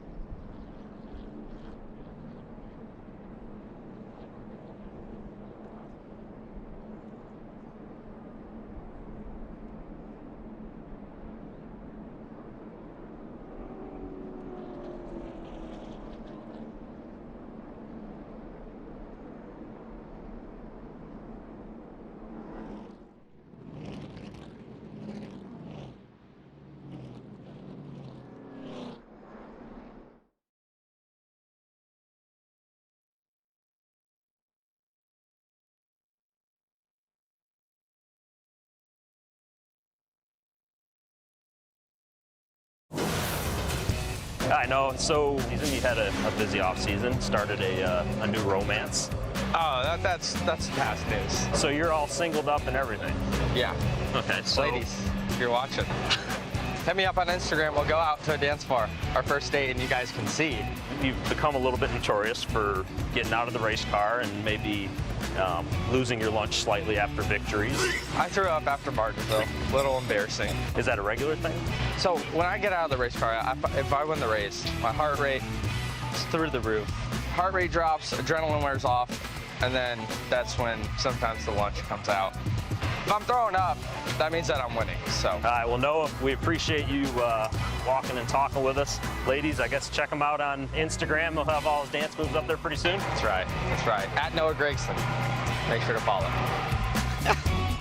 He's 20 years old. He looks like he's 17 or 18. He should be going to the prom with his romance I right don't now. really know what just happened there, but I feel like he invited everybody to offer up a date on Instagram. Is that the new way to do it? Is that, yeah, I think he just asked our audience out. Yeah.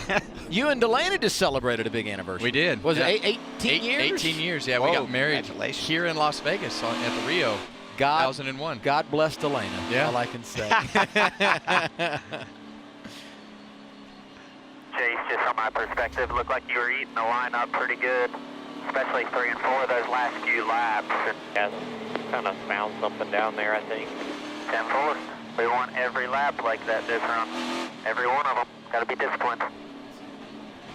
In the top 10, first time we've seen that out of the 98 today. Good opportunity here. Yeah, we had a long conversation before practice this morning in the garage and just talking about the struggles they were having with the cars. So it's good to hear that they're headed in the right direction. Ford development driver who won at the Roval in that 98 back in September, hoping for good things here today. Restart as we head toward the halfway point. Reddick and Bell on the front row. Kyle gives Reddick a big push. He's going to easily clear for the lead, and Christopher Bell's going to get swallowed up here. Brandon Jones aggressive, 3 wide into the corner. Custer on the outside, got Allgaier behind him.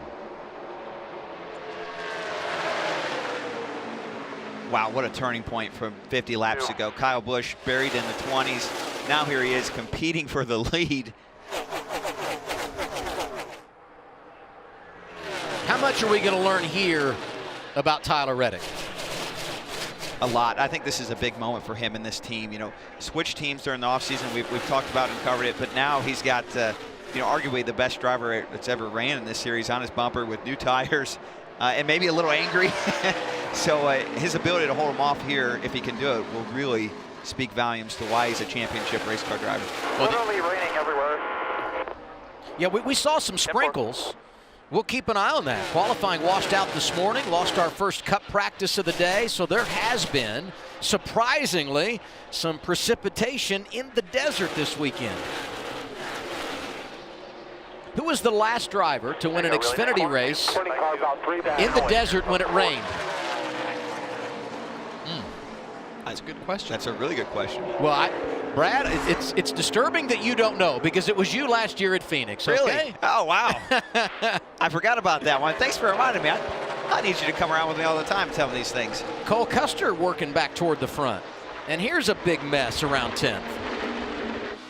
Adam, there's one thing you're going to learn about drivers. We have a very short-term memory because if you remember if you think about what you did last week, you're behind this week. So you have to forget about all that, good or bad. I understand forgetting the bad, but the good. The only reason I remember is because I was in the booth with all that rain fill during the red flag. You know what I mean? Yes, yes. It's a point of contention with me. Well, I don't think we're going to have to worry about it right now. The clouds have blown by, and we're going to get some great racing and great battles here with 98 laps to go, just past halfway. From 5th all the way through 11th, you see cars side by side. These guys are really, really hammering it out here, Kevin, because this is towards the end of the race. This is where you're going to establish the track position that's going to carry you to the end. Yeah, and there's no more stage breaks. There's no more guaranteed cautions. So you know that you need to get everything that you can as early as you can, like you say. And, you know, the one thing that I saw on the restart there was Kyle moving around behind Reddick trying to find something that might work. And Reddick's car was able to hold the bottom and keep that clean air and keep Kyle behind him. So it'll be interesting to see how it goes longer into the run. Rookies mixing it up. Nemechek in the 23, the gray number 9 of the hometown kid Noah Gregson. Attaboy, go get some guys in front of you now. No pressure out back. Nice and smooth.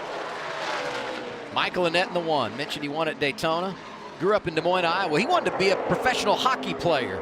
Here he is, succeeding in the upper levels of NASCAR. And don't look now, but behind him, Austin Cindric. How about the rebound for driver 22? I'm still super impressed with the crew guys and how ready they were with the hood flaps. And you can see them on the car here. You can see the black outline on the hood. That was a really important turning point for him because that could have ended his race.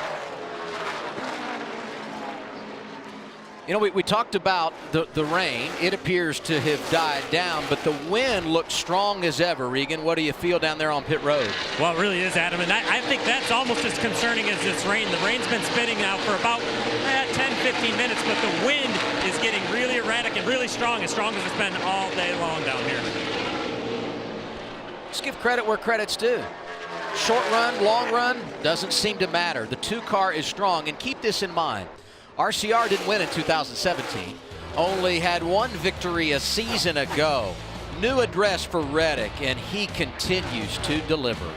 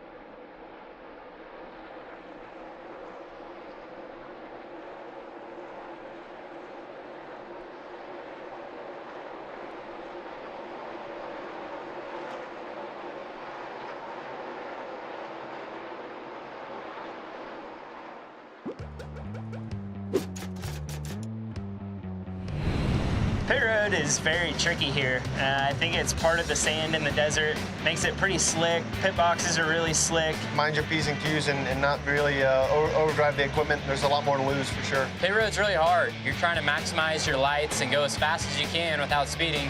And if you don't push hard, then you're going to lose a bunch of spots on pit road. But at the same time, it's not worth speeding, and you have to pay really close attention to all your surroundings.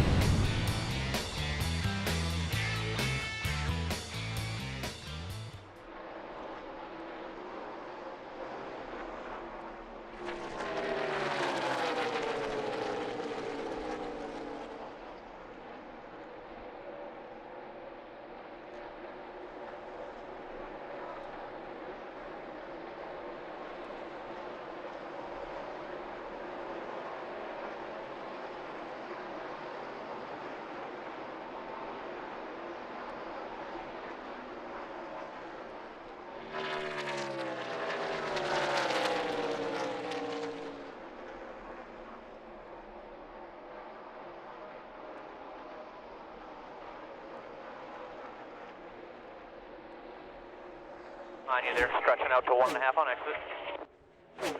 Clear, clear, goodbye shoe.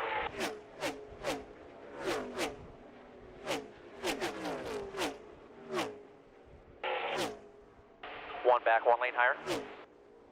I think when you do that through 1 and 2, you just got to commit a little bit higher on entry. Half back, rolling 2, still clear.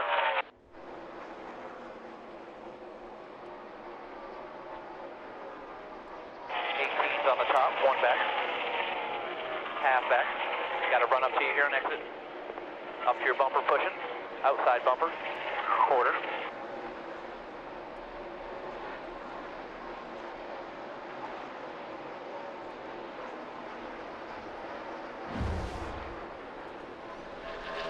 Just past halfway for the NASCAR Xfinity Series at Las Vegas, and the battle for the lead is on. Kyle Busch to the outside of Tyler Reddick. 18 is on point at his hometown track. We were talking earlier how much Tyler Reddick likes to run the high groove, and now he gets passed in the high groove. So how soon is it that he moves up there and tries to make the high groove work? And how much of that is driver preference, how the car changes over the course of a run, versus just how you set the race car up to handle a place like Las Vegas? Well, I can tell you that, and here we see a graph of Kyle Busch's day. Obviously, it's been pretty far down when they had the loose wheel, and they've done a great job of getting a little bit of luck, using their old set of tires and getting themselves back in position to the lead. So you can't hold the fast cars and the good drivers down long. He's just done a great job getting back up there. And that's probably the saving grace for the team, is if Kyle wins this race, it's probably be a lot easier for him to forget about it. It's Justin Allgaier time. You were telling us earlier, I think you said it during a commercial break, don't think you said it on the air, Kevin, about how great Justin Allgaier is when we get to the final stage. We've seen it a lot lately, and really a good portion a year ago as well. Yeah, and it's something that I feel like we cover every time I'm up here because of the fact that it just happens consistently with this 7 team. It's like they start off okay, and then they kind of fall back a little bit, and they adjust on their car, have a good pit stop, and the next thing you know, Justin Allgaier and the 7 team are in contention to have a chance to win the race by the time we get to the end. 10 career wins. 5 of those came last year, Brad. That's a big difference to get your last 5 wins. I mean, he's been in this series now for just over 10 seasons, and to have his career best season by that much of a mark shows how dialed in they were last year. The one thing I will say about Justin Allgaier is, you know, a lot of that comeback at the end stuff doesn't show up in the win column. It's those 2nd, 3rd, 4th place finishes that they knock out of a day when they're running 7th or 8th. He's been pretty consistent here today, Jamie, really right in that window of 4th to 7th all afternoon. He really has been, and they've worked on it each stop, trying to make it better, but it's the same result. He just keeps saying how tight that race car is, and I have reported that before this last stop, the front end just felt numb on him. So they're working with it, not getting a lot better, so he hasn't been able to make up a lot of ground. You know, I mentioned Tyler Reddick not letting Kyle Busch get away. That has allowed the 20 of Christopher Bell to get back in the game. He goes below the 2. That's for 2nd as we head to turn 1. Lap traffic all around. The one thing I will say that just happened is the sun just popped out, and I felt like Kyle was going to drive away, and all of a sudden the skies opened up and the sun came back out, and felt like it changed the handling a little bit on these cars.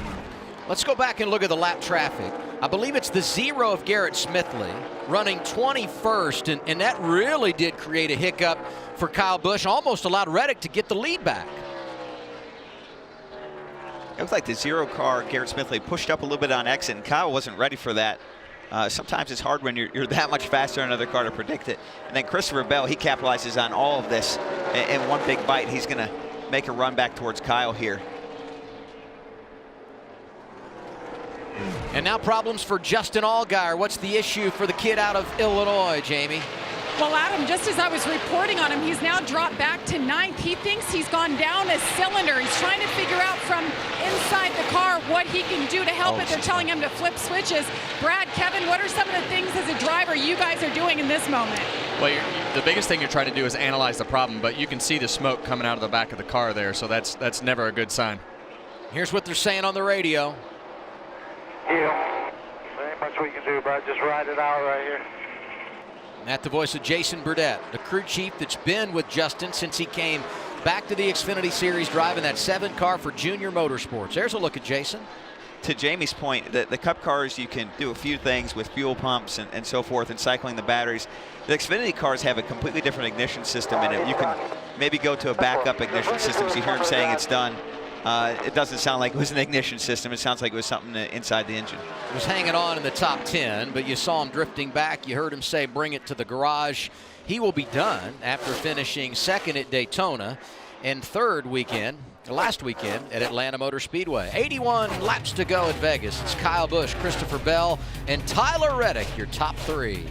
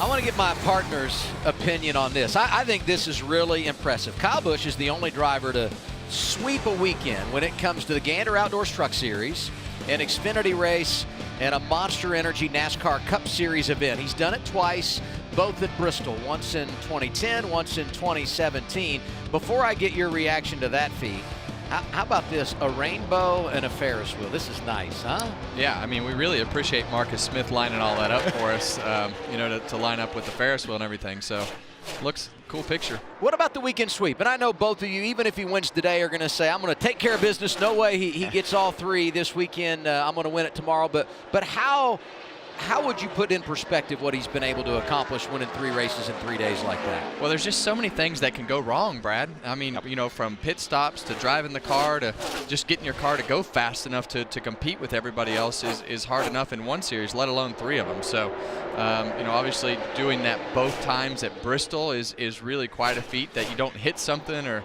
have something go wrong. So it's a pretty remarkable accomplishment.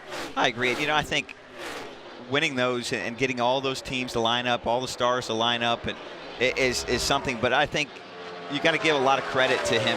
How many times has he run triples and been able to do that? That's a lot of work. I think Mike Helton said it. You know, hardest working guy in NASCAR. He does. He works really hard, and he's always been able to find great teams and sponsors and pit crews to go with him to do it.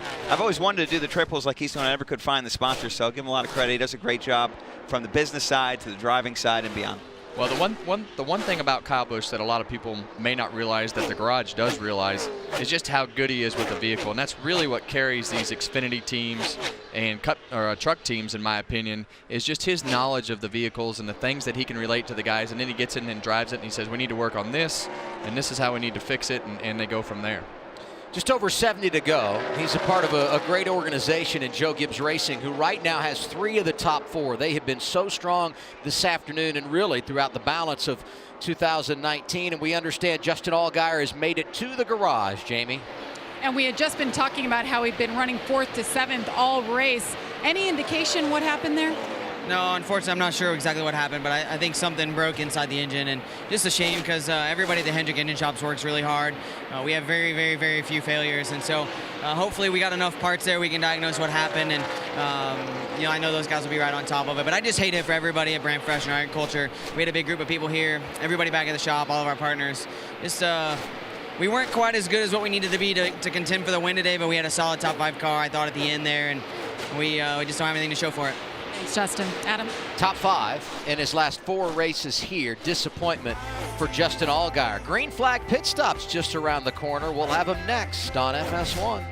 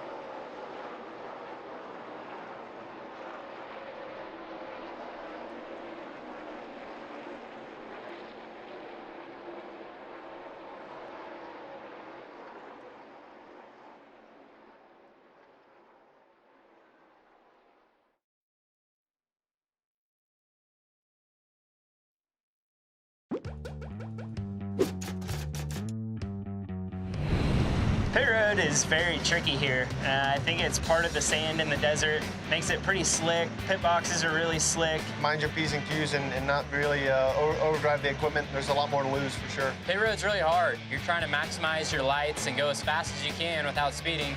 And if you don't push hard, then you're going to lose a bunch of spots on pit road. But at the same time, it's not worth speeding, and you have to pay really close attention to all your surroundings.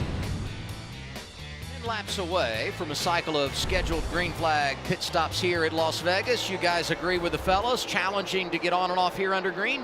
Very challenging. And, you know, the one thing about this particular pit road, it's hard to pick up the entrance, and you carry so much speed so far around the corner because of the way the entrance is. But, you know, with the banking and everything that you have going on, you can carry a lot of speed, and you have to do all your braking on the racetrack, but your margin of error is pretty low here, pretty high here. Pretty low. I don't know what I'm saying, Brad, but I know it's hard to get to pit road. It's not easy. Yeah. And one of the things I do see is all of our leaders right now are running high up against the fence, like you see Noah Gregson right now. And that means they're going to have to run low to come to pit road. So you're going to have a little different kind of change in driving styles to enter pit road as well. The other unique thing about this pit road is it's got a little bit of curve on each end of pit road, but with that entrance being so hard to get to and being able to carry so much speed, we wind up seeing several speeding penalties on pit road at the entrance of pit road. Had 7 here in the Xfinity race last September, and a bunch on the Cup side as well. Kyle Busch leading, 61 to go. Right next to the fence at 3 and 4. About the same in 1 and 2. Third with you, running to the middle at the top, then coming down. He gets a little higher than us in the middle. We get there a little sooner than him. It looks like to me he's driving in straighter to a big diamond at the top. So we're better right now what you're doing. Great info there from the spotter stand as Kyle Busch goes around the 4 of Ross Chastain. Ross trying to get another top 15 finish. He's 15th right now, was top 10. And last night's Gander Outdoors Truck Series race, the other driver doing the triple this weekend.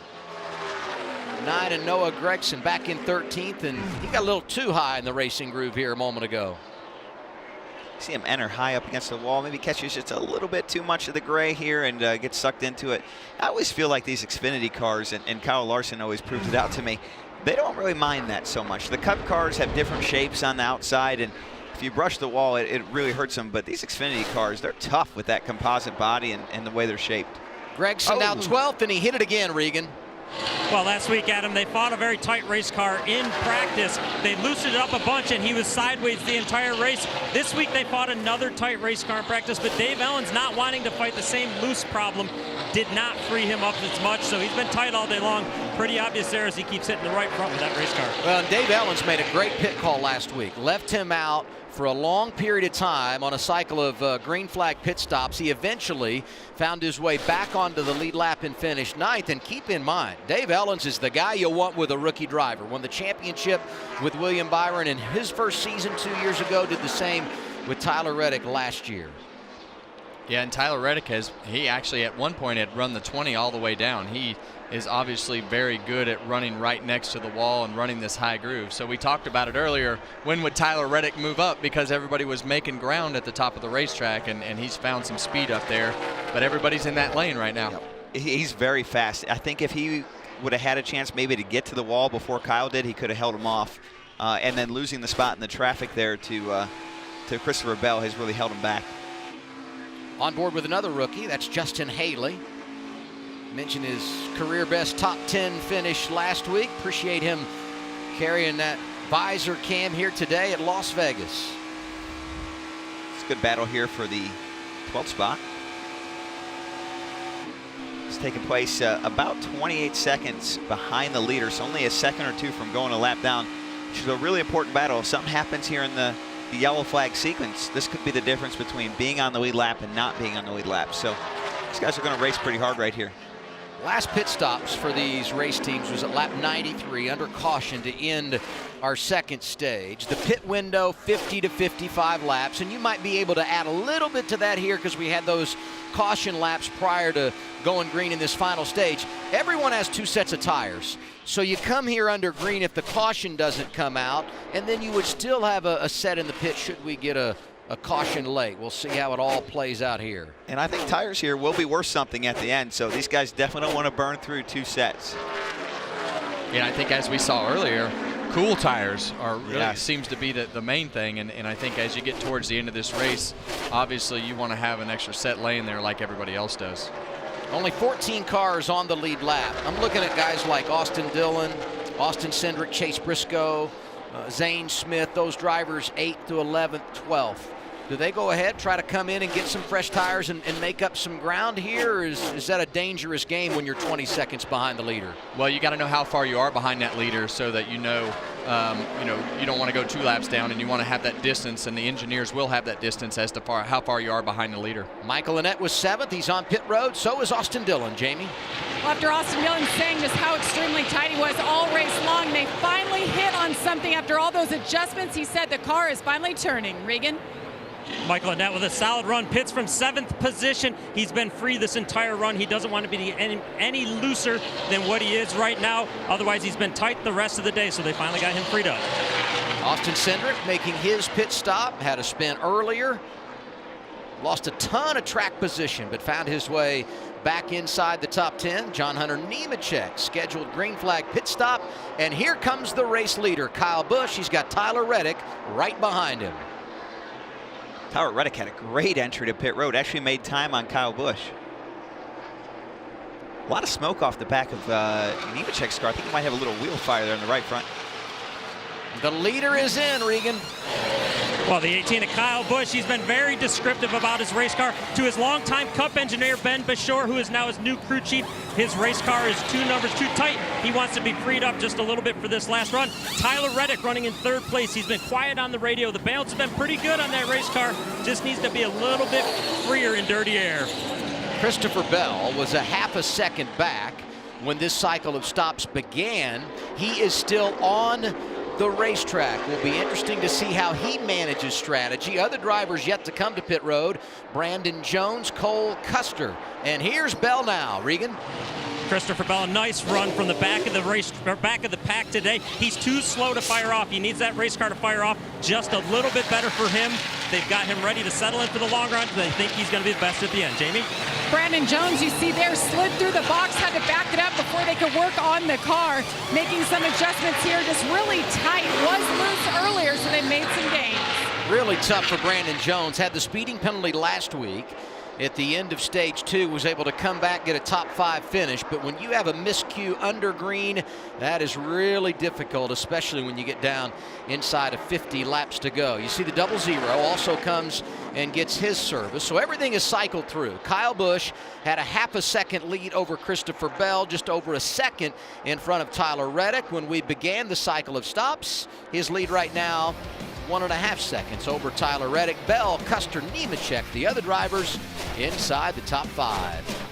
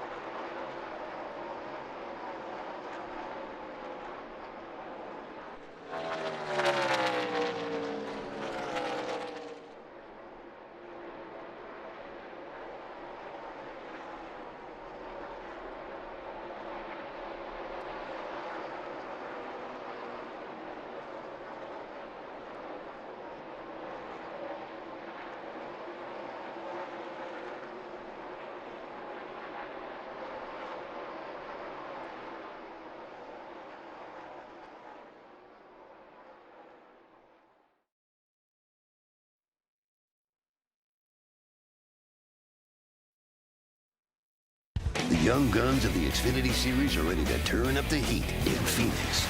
The desert won't show mercy for any of these drivers as they battle their way to the finish. It's a sprint here at ISM Raceway. Put the green flag in the air and turn them loose. Coverage begins at 3:30 p.m. Eastern on FS1. It's part 2 of NASCAR Goes West as we head to ISM Raceway in Phoenix, and we're going to be joined in the booth next week by Eric Jones, who's always good out there, so we look forward to that. And Kevin, when you talk about today's race, cycle of green flag pit stops, Kyle Busch leading, perhaps a missed opportunity for Christopher Bell in the 20, you thought? Well, it was, and we all knew that Kyle Busch would get onto pit road really well, but Tyler Reddick did a great job getting on pit road. They just had a little bit slower pit stop than Kyle, but Christopher Bell waited a lap and wound up losing second position to Tyler Reddick, and that'll be hard to get back as that groove moves up to the top of the racetrack, because that's where Reddick's going. He was a half a second back, was Bell, and now he's almost 2 seconds behind the race leader. Always good to have you up here with us, Brad. Give us an update on your foundation and what you guys have going on. Well, thank you, Adam. I'm glad to be here, too, and I appreciate you guys giving me a chance to shout out my foundation, which does a number of things to help our military and first responders. We had a great weekend last weekend. Auto Trader gave us the car, and we put all the names of veterans on it and hosted some great people. So, and then, of course, winning the race, we have this deal with Lineberg Orthodontics to help give a veteran free health care and free help with their dental needs. So a lot of great initiatives, and we're really proud of the foundation. My wife's a key player in it, and trying to do some good things and try to give back as we've been so fortunate. That was all planned. One of the coolest things that happened last weekend, though, was an unplanned moment when you went into the campground on Friday night. That was awesome, and I know the Fox station down in Atlanta picked up that story. They did. You know, I like to go through the campgrounds. You know, when you watch these races, you see all the campers in our shots, and these are great experiences to come to, and all of our fans have different stories and come from different walks of life, and I like to go visit them and say hi and acknowledge the people that make sacrifices to come to our races. And saw a nice man, Mr. Kiley, who had lost his father and had been coming to Atlanta for 30-plus years, and you know, it's really a heartwarming story, and I see those guys and say thank you to him and to all the fans of our sport. 40 laps remaining here on a sunny Saturday afternoon at Las Vegas Motor Speedway. Kyle Busch, Tyler Reddick, Christopher Bell, Cole Custer, and John Hunter Nemechek, the top 5. Some big moments on track for Justin Haley here. Thanks, guys.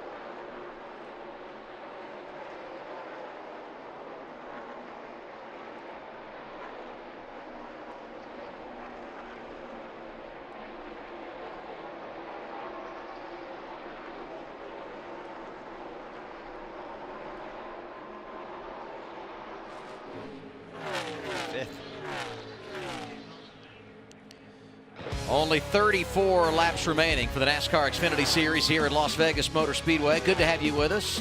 Alongside Las Vegas winners Kevin Harvick, Brad Keselowski. I'm Adam Alexander. Kyle Busch leads. He had to battle through a loose wheel, unscheduled pit stop in that opening stage. The man trying to run him down, Christopher Bell, started at the rear. Unapproved adjustments for him pre-race. But here they are, teammates 1-2. The sun is out. And throughout the afternoon, Kevin, that's had an adverse effect on driver 18. Is it opening the door here for Bell? Well, you know, the top groove is so much about timing and really getting a rhythm down. And I feel like Kyle's car is not as good in the sun, but he's got the track position. So the closer those guys get to him, the worse their car is going to handle. And as long as he can keep that momentum going around the top, I don't think they're going to pass him on the bottom at this point in the run. Looks like with just over 30 to go, Reddick's decided to put it on the edge. He's running the wall, letting it all hang out, Brad. And that lap, he ran the fastest lap of the three, all the way up against the wall, like you were saying, just by a tiny bit, a 31.42 to a 31.43. But I'm also watching Kyle Busch. He's got some really tough lap traffic ahead. 6th, 7th, and 8th. Michael Annett, Brandon Jones, Austin Dillon, all directly in front of him. And they're going to battle him pretty hard to stay here on the lead lap. You got to, because if you get a caution, you know you're right back in the game. What's the latest on Bell? 1.2 seconds behind the lead, Regan. Well, fun little story from earlier today. I was talking to Kyle Busch's crew chief, Ben Bashore, about his race and what was going to happen today when Christopher Bell walked by, and he said there's no story there to talk to him about. I'm going to win the race today. That's not something we would have heard out of Christopher Bell last year. A lot of confidence in him as a driver right now. It's going to be fun to see if he can chase down one of his mentors, Kyle Busch, up there.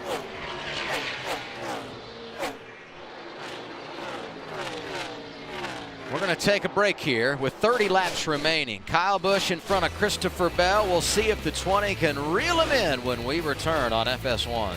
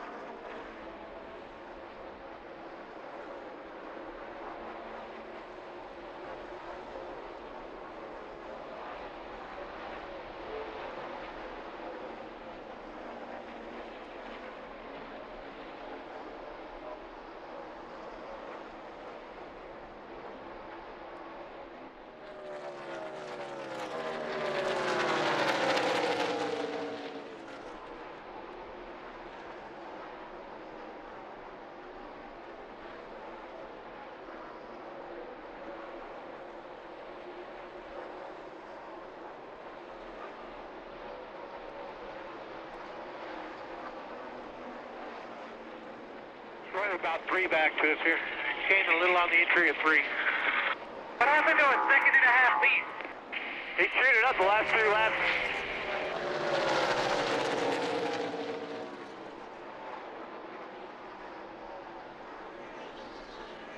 It's getting fun here at Las Vegas Motor Speedway. Only 24 laps to go. Kyle Busch leads, but Christopher Bell is there. That's the lap car of Michael Annett in between him. He has been gaining ground the last 5-7 laps, guys. We're about 3 back to us here. Gaining a little on the entry of 3. What happened to a second and a half lead? He shooted up the last 3 laps. Something just a little bit unique for Kyle Busch today. That is spotter Rick Corelli. That's not his normal spotter, Adam. We've got to remember that his normal spotter, Tony Hirschman, spots for the 20 in the Xfinity series of Christopher Bell. So a little bit different communication. I think he wanted to know that 20 was coming sooner than he did. And the focus right now, Regan, is on the top 2, as it should be. But let's point out, not too far behind, 3rd place Tyler Reddick, not letting this duo get away. Well, the one thing that is happening in here is that groove is getting right next to the wall. And as we get closer and closer to the end of the race, it seems like they're willing to take a little more risk, Brad. Yeah, and you have to. It's go time here. We've only got 22 laps to go. And I see Christopher Bell, and he is driving into turn 3 hard and fast up against the wall. He's got small corrections with a very small window of error here, and he's hitting it. And I think he's going to have a run right here. Kyle just gave him a little bit of a lane right here, and that's going to be big. Yeah, I don't think I'm really surprised that Kyle moved down off the wall like that, because he knows that's where Bell wants to be, and he needs to do everything he can to keep the dirty air on the front of that 20 car. Bell peeked to the inside. He's only a 1/10 of a second back. Can he make it work down low? Not this time. Off the corner, slides back in behind Kyle Busch. Well, it's like you said, Adam. Remember how he got his first win against Eric Jones. He pulled that slide job off, and if he can get to that left rear quarter panel, was he willing to drive it in there and slide it up the hill? That was at Kansas, October 2017. Here's the other interesting part. The next lap car they're going to see, Brandon Jones, he's who's there. their teammate. He's right there. And there's a Keep doing what you're doing. Still by 5 out back. There's a bump getting into turn 1 on the high side, and you see Kyle's car, when it hits that, it looks like it upsets it, and he has a tough time getting the car through the center of the corner. This could be it right here. A little wiggle for Kyle Busch. There goes Christopher Bell at the start-finish line. 20, your new race leader. How about that with 19 remaining? And Reddick right behind him. A great 3-man battle for the lead in Las Vegas. And Kyle's going to work him over. He's not going to let him just have this. He's going to get right on his rear bumper. Christopher Bell is pretty loose. Reddick showing what he's got on the long run. Bell hits the wall. Kyle Busch back to the lead. Oh, my goodness. This is going to put Tyler Reddick back in the thick of things. Reddick trying to make his move from 3rd. Oh, my goodness. Christopher had the lead. And he got into turn 3. It looked like just a little too hard for having clean air on his nose. The balance shifted to being freer, and it put him right into the wall. And those are the mistakes that we talked about earlier that you can't have happen. Contact there. Bell hit it again, and then he got into Reddick. Back outside quarter. And this is allowing Kyle Busch to pull away. How about these young drivers that are putting it onto the edge and hanging on? Well, they're falling behind right now. Yes. But that, I tell you what, that was in the wall, sideways. That could have been a 2-car wreck. But what a great job controlling those race cars, because that was a wild moment. These two dirt guys are doing exactly what dirt guys do so well. Run really hard, really fast up against the wall. But back to what we were saying earlier in the race, Kyle Busch, the pavement guy, made no mistakes there. And he's going to drive away here for a few laps until these guys can get this straightened back out. They're still less than a second behind. The question becomes, does one of them separate from the other and have an opportunity to run down Kyle Busch? And the other factor in all of this, 16 laps to go. And Kyle has moved back down the racetrack. Clearly he was not happy with the way his car was driving, and he has moved back down the racetrack and slowed down a little bit. So you see Christopher Bell, he was actually a little bit further off the wall than he'd been, but the balance just shifted on his car. Got loose. And he got loose, you know, but he was running behind Kyle Busch before, didn't have the air on his nose, which usually tightens the car up. And once he cleared him, he got in the corner, and that baby just didn't want to stick. It'll be interesting to see if the 20 can run him back down. Here's another shot. And he thought the 2 car was coming up right there, and he just ran out of racetrack and wound up having to rub the wall a little bit there as he was trying to slow down because the 2 car was coming up.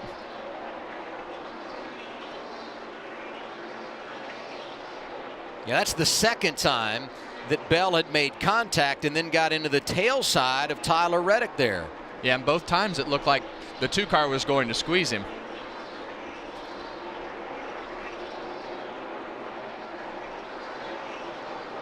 These guys are playing a little bumper tag. They frustrated with each other right here? Is this just good hard racing and what you expect at this stage of the race? They ought to be, because Kyle Busch is driving away. And both of them have cars that I think are a little better than Kyle's. I will say this, though.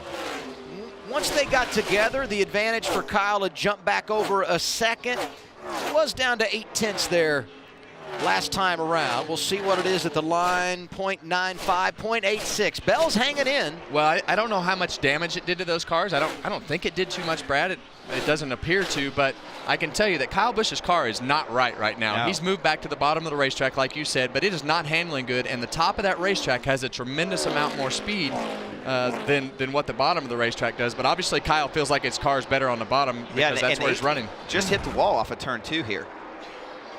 Look at it, he loses the nose, looks like off the corner. He's got to clobber the wall on the exit here.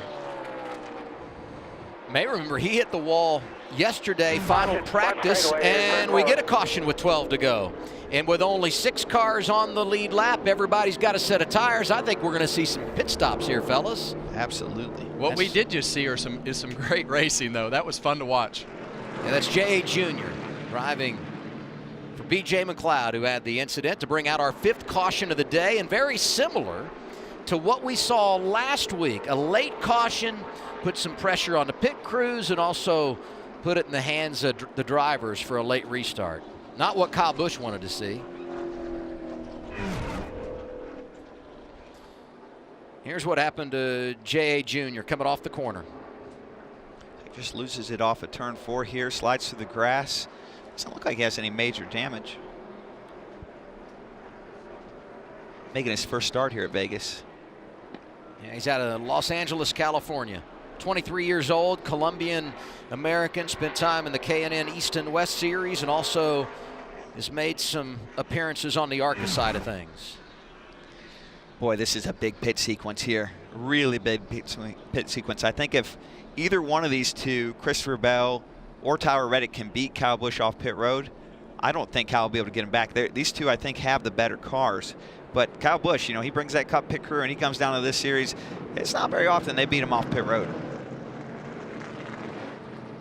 You know, it's interesting. Reddick, in a similar situation last week, had a problem on pit road and hopefully can render that here today. Probably could end up getting away from him there if you had gotten under him off of 4 earlier, but all good, man. Did a good job there. Way to hang on to it off of 2. It's all learning. We're learning from the master up there. See if we can go get him. Time for the men that go over the wall to do their thing. Busch, Bell, Reddick, Custer, Nemechek, and Jones. The cars on the lead lap as we come down pit road for the final time, and they're all going to get 4 tires, no doubt about it, Regan. Absolutely on the 4 tires, Adam. The first of these cars to hit the pit box should be the 2 car of Tyler Reddick. He was a little bit too tight this run. He liked it a little bit better earlier than what it was right there. Kyle Busch in the 18, he got loose. They made an air pressure adjustment the run prior. His race car has been too loose for him. And then the 20 of Christopher Bell, we saw him get out front. The car got way too tight for him when he got out front. 4 tires, looks like Kyle Busch is going to barely get him here. 18-hole serve. Christopher Bell will come out second. Top 3 stay the same as Tyler Reddick is the 3rd off of pit road. 10 laps to go now. So we should get somewhere around 7-8 lap shootout here, and obviously advantage goes to Kyle Busch, but a lot of pressure because, as you've said throughout the day, and it'd be interesting to see if they made an adjustment to that 18 car. With the sun out, he has appeared to have compromised the handling of his machine here. Yeah, I definitely don't feel like his car has been as good in the sun, but the one thing that I can tell you now is they've all got new tires, and on a restart, Kyle Busch is going to be very good. But what it's going to come down to is that second row. and what lane Kyle picks and how good that push is going into turn 1 and off the exit of turn 2. And in that second row will be Tyler Reddick, Brandon Jones. They're going to play a big factor in who wins this race. How about Brandon Jones, who had the issue during his green flag pit stop sliding through his box, was able to stay on the lead lap, gets a good pit stop, and now he's going to restart, as you said, Brad, outside of row 2, which brings me to, at this stage of the race, short run, inside, outside lane, you still prefer to be on the inside here? I want to be where I get the best push on this restart. That's where I want to be. The inside lane usually gets a really good push, but if that third place car, if he dives underneath you, he can completely stall the entire row. Yeah, and I feel like you want to be on the inside if you can get clear, but if you don't get clear, it comes down to the entrance of turn 3 and how tight that guy on the outside wants to hold to your right rear fender and how good you can get into the corner. Because if you can get into turn 3 and get across the bottom, you're probably going to beat him off the corner. Regan mentioned Kyle Busch not with his normal spotter. How much of a compromise is that in a circumstance like this? Does it make any kind of a difference? I'd say any time that you have a difference, it's obviously something that is going to affect the way that things flow. But I think in this particular case, I think Kyle's done this so many times, and he knows exactly what he needs to do on this restart, and he's gonna most likely hit all his marks, shift at the correct points, and maximize everything on this restart. Plenty of drama for the NASCAR Xfinity Series here today, and after watching final practice, I'd say we'll have more of the same tomorrow for the Cup cars. NASCAR's Cup drivers are ready to throw down in Sin City. Last year, Kevin Harvick had the hot hand and took home his second victory of the season. Can a long shot beat the odds and bring home the jackpot? All bets are on. Coverage begins at 2 p.m. Eastern on FS1. There's the rundown. Race day happens 2 Eastern on FS1. Then it's over to Fox at 3. Green flag shortly after 3:30 Eastern time from here at Las Vegas Motor Speedway. Brad, you're starting 19th. Kevin, congratulations. You are on the pole. Yeah, that was an interesting qualifying session for sure. And as we got into practice today, it was just as interesting as to the way that the cars drove and the things that happened on the racetrack. So I think all of us are a little bit antsy as to what's going to happen tomorrow, and once we finally get all the race cars on the track, and you have no choice but to stay out there and drive what you have. 6 cars were on the lead lap when the caution came out. The first car 1 lap down was Michael Annett. He gets the free pass. All of those guys pitted, so they're on fresh tires. A bunch of cars behind them took the wave around. No question. They want another quick caution so they can come down, get tires on their machine, use that final set. So we're going to get the restart with 7 laps to go. Kyle Busch has already set himself up in the outside lane as we watch all these vehicles taking the wave around. This is going to be one fun restart. About 30 cars, roughly, it looks like, have taken the wave around. Look at this mess. The one thing I can say about Kyle taking the outside lane, and Brad, you tell me what you think, is the fact that he can kind of control that side draft. Yes, absolutely. And it also says that he must think that Brandon Jones is going to give him a lot of help here. I can tell you, that guy in third, Tyler Reddick, he's going to be aggressive. You think? He's going to be aggressive. He is every lap. He's never been shy. No. He does have a win here. Came in the Gander Outdoors Truck Series driving for you, Brad, back in 2016. And we've added a lap here because we had to get all those wave arounds in order, so there actually will be 6 to go when we go green. And that could be one thing that Kyle's thinking about, too, is he knows how aggressive that Tyler Reddick is going to be and not getting put 3 wide. You know, Joe Gibbs Racing only has 1 win here, and I mentioned it earlier. Kyle was able to pull it off in 2016 when he led 199 of 200 laps. RCR, on the other hand, who Tyler Reddick is driving for, has 3 wins here. Austin Dillon pulled it off in 2015. Kevin, both you and Jeff Burton were able to deliver a win for old Pop Pop. You know, and that's kind of almost a shocking stat, because I feel like everywhere we go here, the Gibbs cars in the Xfinity Series have been the cars to beat. And they've been kind of snake bit a few years with some bad luck, but and we saw it here today with Kyle. But now they're in a great spot here, controlling the front row on this last restart. I don't know what it was when we had our Xfinity teams at KHI and RCR, when they repaved this racetrack. For whatever reason, it fit a lot of the things that we did in the Xfinity Series. But I guess the 2 things to watch on this restart: will Tyler Reddick take them 3 wide, and who is going to get the best push? Because if Tyler decides to dip it 3 wide, the outside is just going to shoot off. Do all these drivers have their plan in place right now, or is that reactionary once we go green? I think they're going to go off of how their launch is. If they get a great launch, that's going to change everything. So the restart zone right here before the start-finish line will be critical to what moves you can play because that's going to start the whole sequence. A lot of how the race is going to be dictated is going to side with that third-place car, though. Absolutely. And, you know, I don't expect Tyler Reddick to be able to, or not to be able to, but to stay with Christopher Bell because he's racing him for the championship, and pushing him to a win does not seem like something he would do. Can't beat a shootout in Las Vegas. That's what we've got right here. Teammates on the front row. Kyle Busch, Christopher Bell, time to decide it. And there we go. He's going to have a chance. Great restart for Bell. Look at Reddick. Christopher Bell's got the chance he needs here. But what does Tyler Reddick do? There you go. He's going to try to down low. Going to try and make it 3 wide. That's Brandon Jones pushing Busch in the outside lane. And Nemechek is there with Custer. That's going to clear Kyle Busch. Kyle back on point. 5 laps remaining. The 19 of Jones dancing as Reddick slides up in front of him. Nemechek out of line. 3 wide through the corner. And Tyler's going to have a big run here off of 2. All clear here. All clear. All clear. You're good. He loves the outside lane.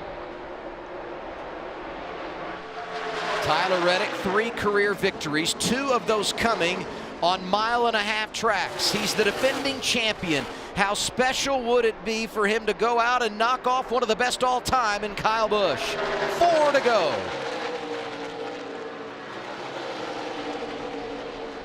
Tyler's not going to give up on this second lane. He's trying to build a big run off of turn 2 so he can get underneath Kyle into 3. But Kyle is just so strong right here on these short runs. No pressure on the back by 5, just you 2. 2 races at Las Vegas decided on a last lap pass. Could we have one here today? Reddick not letting Busch get away. 3 laps to the checkers. Take your line away. 3 to go. Working middle still. Working middle. Still all clear. Clear by a half. Tyler's going to have a little bit more of a run right here. Watch the bottom in line with you. Working the bottom. Right there with you. He is giving it all he's got. Doing an outstanding job is Tyler Reddick. He keeps building that run off of 2, but he lost a little bit here, Kevin, off of 4. Yeah, I feel like he needs to maintain in 3 and 4 and really set him up for the pass in 1 and 2 because I feel like he's a little bit stronger. You see Kyle go up the racetrack because of the last 2 laps that Tyler Reddick ran through the middle. He wanted to block that run, and Tyler did not make as good a run on the bottom. Comes back, white flag, white flag.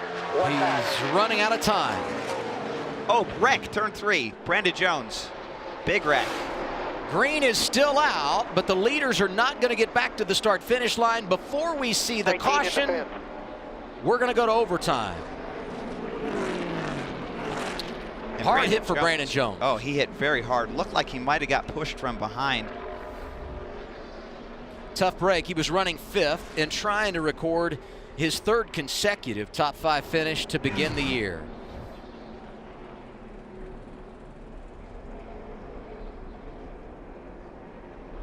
I mean, this racing has been outstanding since we got the green flag with 6 to go. Man, he went nose first after contact with Cole Custer. Yeah, and I don't know exactly what happened off of turn 2 over there. I think something was wrong with the 19.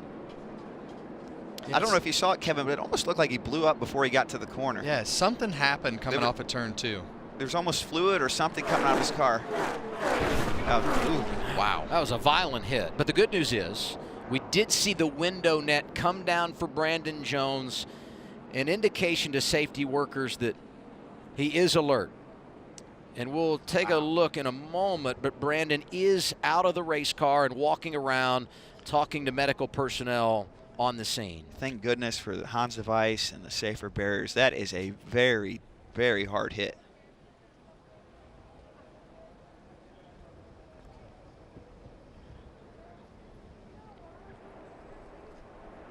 So if we back up here, there was a whole lap of events here that maybe set this up. We can see what happened. But right when he comes off of turn 2 right here, it looks like he got, I don't know what happened right there. Yeah, I don't know either. He definitely slows down. Maybe he catches the wall a little bit, Kevin. But as you saw, when he was spinning to the right, I saw the track surface color change, like something was wrong. Maybe it was just the marks off the tires, but. Any chance that's a reaction to Arrow coming off the 20 car as he pulls in behind him at all there? It was really strange because it happened all the way up over on a straightaway. It's almost like he hit something. Yeah. Coming off of turn 2. I'm just glad he's out of that race car. But that camera, you can just hear and feel how hard of an impact that was. It's a great camera shot by the Fox team. And I tell you what, there is no comparison to hitting a concrete wall on that safer barrier. It has changed the game in the safety of our sport. And you know, as a driver who has hit a concrete wall, thank God for those safer barriers. Well, it absorbs so much of that energy. In this shot, I'm not sure if it'll show, but the collapse of this wall, the concrete is not going to give, and the impact lifts all 4 of those tires. Look at the air cleaner coming out of the car. Oh my goodness. Wow.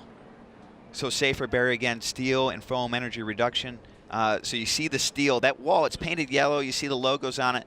That wall is actually a metal wall, and behind it are foam blocks and then the concrete wall, which gives it a chance to absorb. It almost reminds me a little bit, Kevin, like an indoor go-kart track, the same concept. And, you know, if you can make the wall dissolve some of the hit, that can make a huge difference for the driver. And there are a number of things that are designed into these cars, but when you see a car hit the wall like that, the front clip is designed to crush and go away along with that impact from the wall. So a number of safety devices that are built into our cars. Cleanup continues here at Las Vegas. Under caution for the 6th time today. This one will send us to overtime. Kyle Busch leading Tyler Reddick when we return.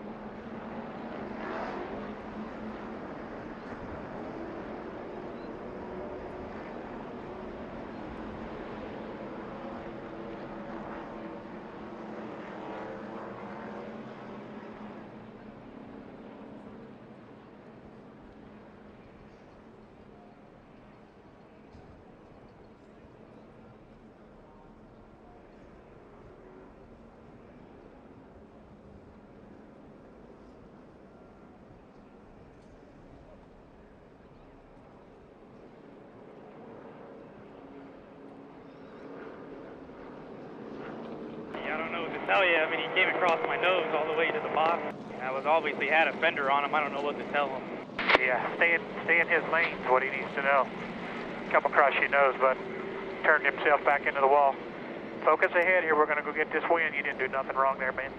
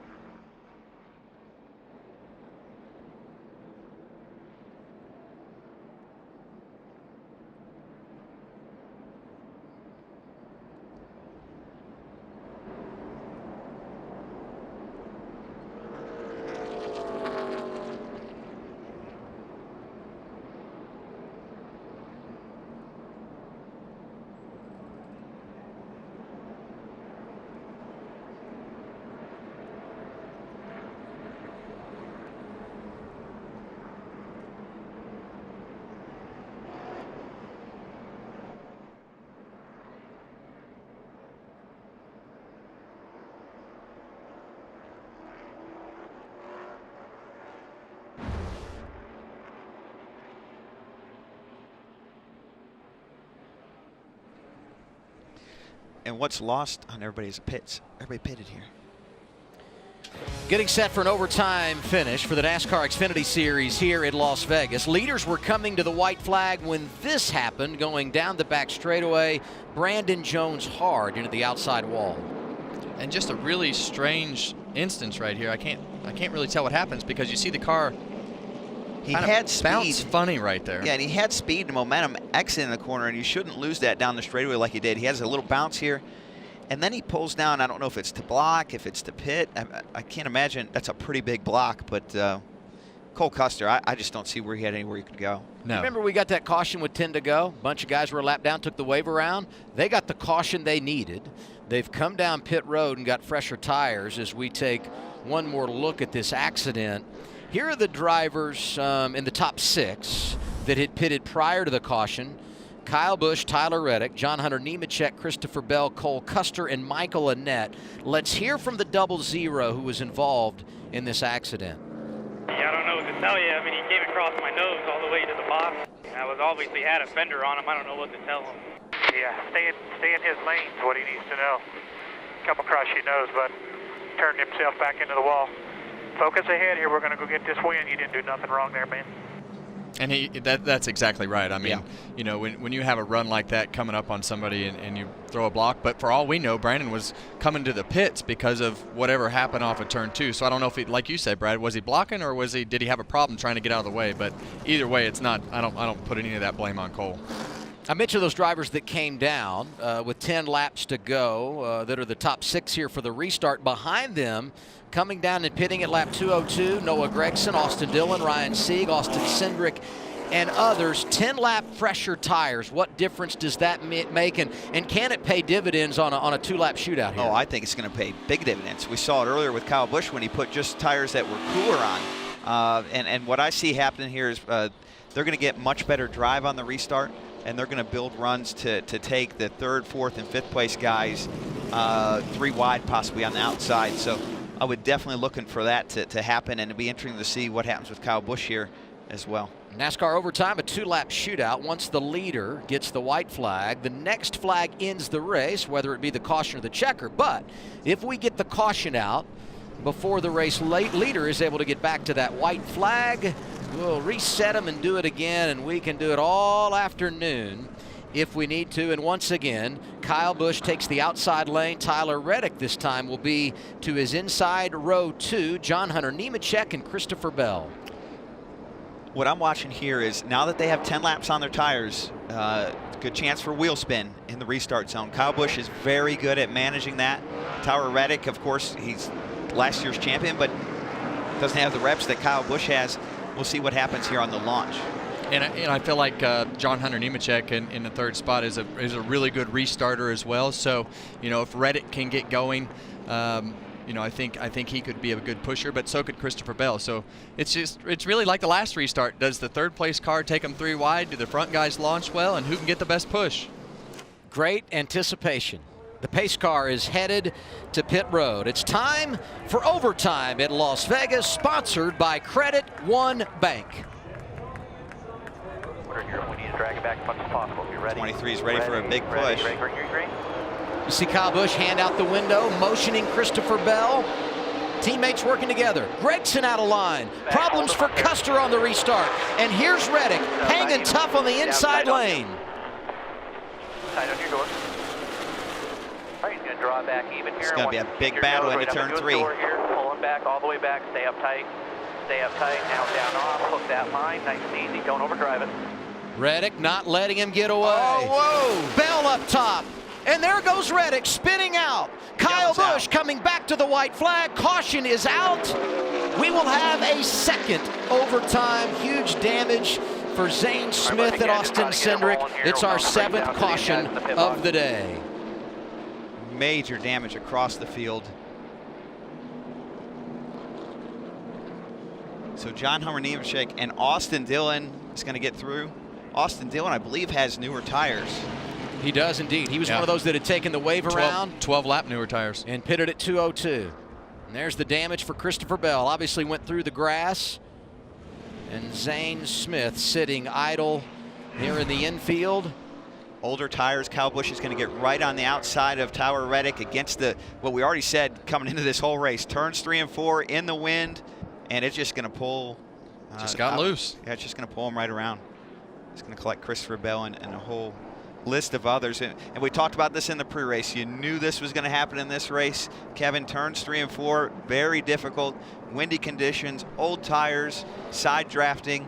It's just a matter of time. Well, I think it's very smart on Kyle Busch's part, though, to be in control of being on the outside like that, because he didn't want this to get pinned down and have this happen like it did to Tyler Reddick to him. So on the outside, you just have a little more control of that. So much more vulnerable, right, when you're on the inside, because that air will just suck you around, especially when you're running this tight. Well, and it's like Brad said, you know, turns 3 and 4 is difficult by yourself going through that corner. So to run through there side by side, and at the end of the race, these guys are not going to let off. I anticipated. There's no give. No give left. End of the race. That was for the win. If Tyler Reddick could have held serve with Kyle off that corner, he would have won this race, and so he had to try. Great pictures there from our group here at Fox NASCAR. And let me tell you, the men and women behind the scenes do an unbelievable job in the elements each and every week so you can enjoy shots like this. You know, I thought we might see the big one here tomorrow, given the close quarter racing. I didn't anticipate it here today. Overtime is turned into a race of attrition at Las Vegas. And Christopher Bell will have to have a tail on his car to continue, I believe, because you have to have a tail on the car. Well, he's missing a splitter as well, so. Hey, I'll say this. This is where a victory helps a lot. I mean, he's been running up front, scored a lot of stage points and all that. But once you have a win, you get in a situation like this where you finish deep in the pack, you got something to fall back on. A major shakeup across the board here, you know, from contenders and our point situation. Christopher Bell obviously leading the points. Tyler Reddick right behind him in second. And now all of that is gone. Doesn't mean a thing. I'll tell you who really made out in this, though, is Cole Custer. Had a major issue. It sounded like maybe he ran out of gas on the restart. It was going to fall way back. He's third in points. Now he's going to make up a ton of ground on those guys. Yeah, he's running P8 with new tires, and I don't think the pushing and shoving is over yet. Let's run down the guys that do have tires. Kyle Busch, John Hunter Nemechek pitted at lap 190. Austin Dillon, one of those drivers that had taken the wave around, he pitted at 202. He'll restart third. Ryan Sieg in the top 5 pitted at 202. So did Noah Gragson. And as Kevin said, this thing far from over. Double overtime in Las Vegas.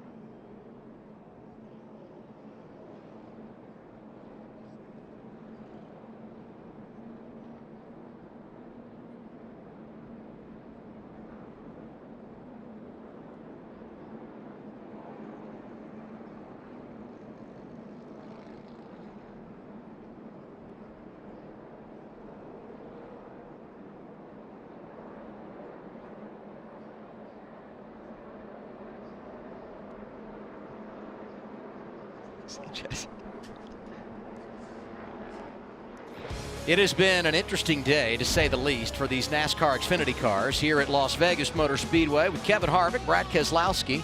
I'm Adam Alexander. Kyle Busch leads. That's not surprising, but he's had a lot to deal with today. Tyler Reddick spent a lot of time at the front. Christopher Bell was up there hanging around late. Cole Custer won the opening stage. And now as we get set for a double overtime restart, it's Busch leading John Hunter Nemechek, Austin Dillon, Michael Annett, Ryan Sieg, and Noah Gragson, the top 6. What do you have for us, Jamie? And look who joined the party. Austin Dillon, the only other Cup driver in the field. He last pitted at 2:02. Now his car early on not turning at all. Well, he's got it dialed in now, and he's a part-timer. He's only going to be in this car a handful of races. He has nothing to lose. Keep your eye on that 10. Hey, and good news for Colleague Racing. We know that Justin Haley's running full-time in the 11, part-time for the 10, as Jamie pointed out. Elliott Sadler announcing this week that he's going to come back, run a couple of races. He'll be at Richmond in a couple of months. You'll see it on FS1 next month, I guess it'll be. And he'll also be here in Las Vegas running the regular season finale when these Xfinity cars come back here later in the year. So you're saying retirement didn't last long? Yeah. Short one. It's a real short one. I think it was all a part of a little bit of a sponsorship partnership that he had with Ross Chastain. And as we know, Ross ran that 10 car down at Daytona, won a stage, and he'll be back in the car this summer at Chicagoland Speedway. He'll also run it in the fall, Will Ross, at Texas. What you're seeing right there with the 2 car, we saw him dog walking down. They're trying to run as many laps as they can under caution to keep themselves clicking off laps, because that car is not going to be able to compete at full speed. A lot of damage there. We're going to get the green flag this time around once again. Kyle Busch going to go to the outside, and this time it's going to be John Hunter Nemechek below him, behind Austin Dillon, who won here in 2015, and the one of Michael Annett, who won the season opener at Daytona. Kyle Busch going to pick the outside again. 2, 1. Everyone's away. No run from behind. Stay tight to this quarter. Stay tight to this quarter. John Hunter Nemechek. His dad won here in 2003. This feels like a replay of what we just saw. Dragging back down the back. Great hometown stories at the front. Kyle Busch from Las Vegas, Allegiant Air, headquartered here in Las Vegas. What a celebration it would be if John Hunter Nemechek were able to win this race. But Kyle Busch, with the run off the corner, takes the white flag, and the next flag will end it.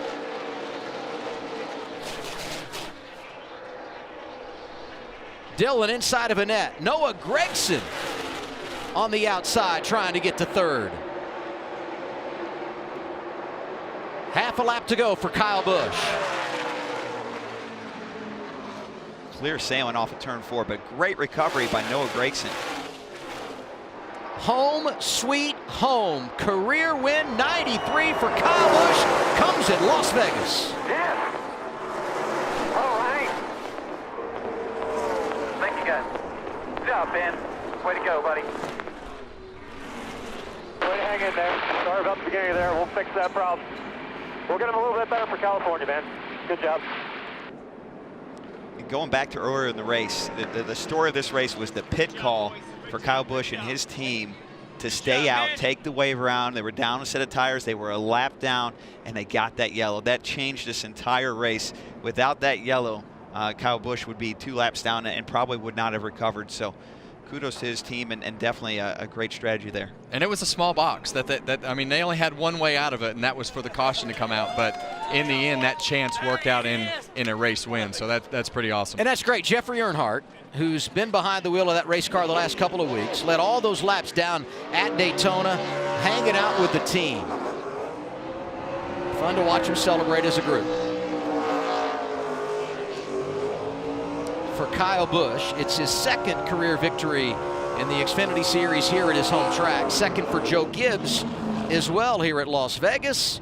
And it's now official. Tomorrow he will go for the triple. Won last night in the Gander Outdoors Truck Series, dominating fashion, taking both stages. Adversity today, but he delivered late, batting 1,000 on the weekend, and Sunday afternoon he will try and complete the sweep for the 3rd time in his career. He's done it twice at Bristol. And, you know, this is obviously Kyle's hometown, so to win in your hometown is a lot of fun, and he's obviously done it back-to-back, and he'll be a force to be reckoned with tomorrow as well. Let's go big picture for Joe Gibbs Racing and Toyota. They were 1, 2, 3 in the Daytona 500. They've won all 3 truck races this year, 2 of them courtesy of Kyle Busch. Christopher Bell dominates and wins last weekend in Atlanta in the Xfinity car, and today Kyle gets it done at his home venue. I would say they've come out of the gate strong in 2019. So Busch wins it. Great day for Noah Gragson, another native of Las Vegas. He comes home 3rd here today.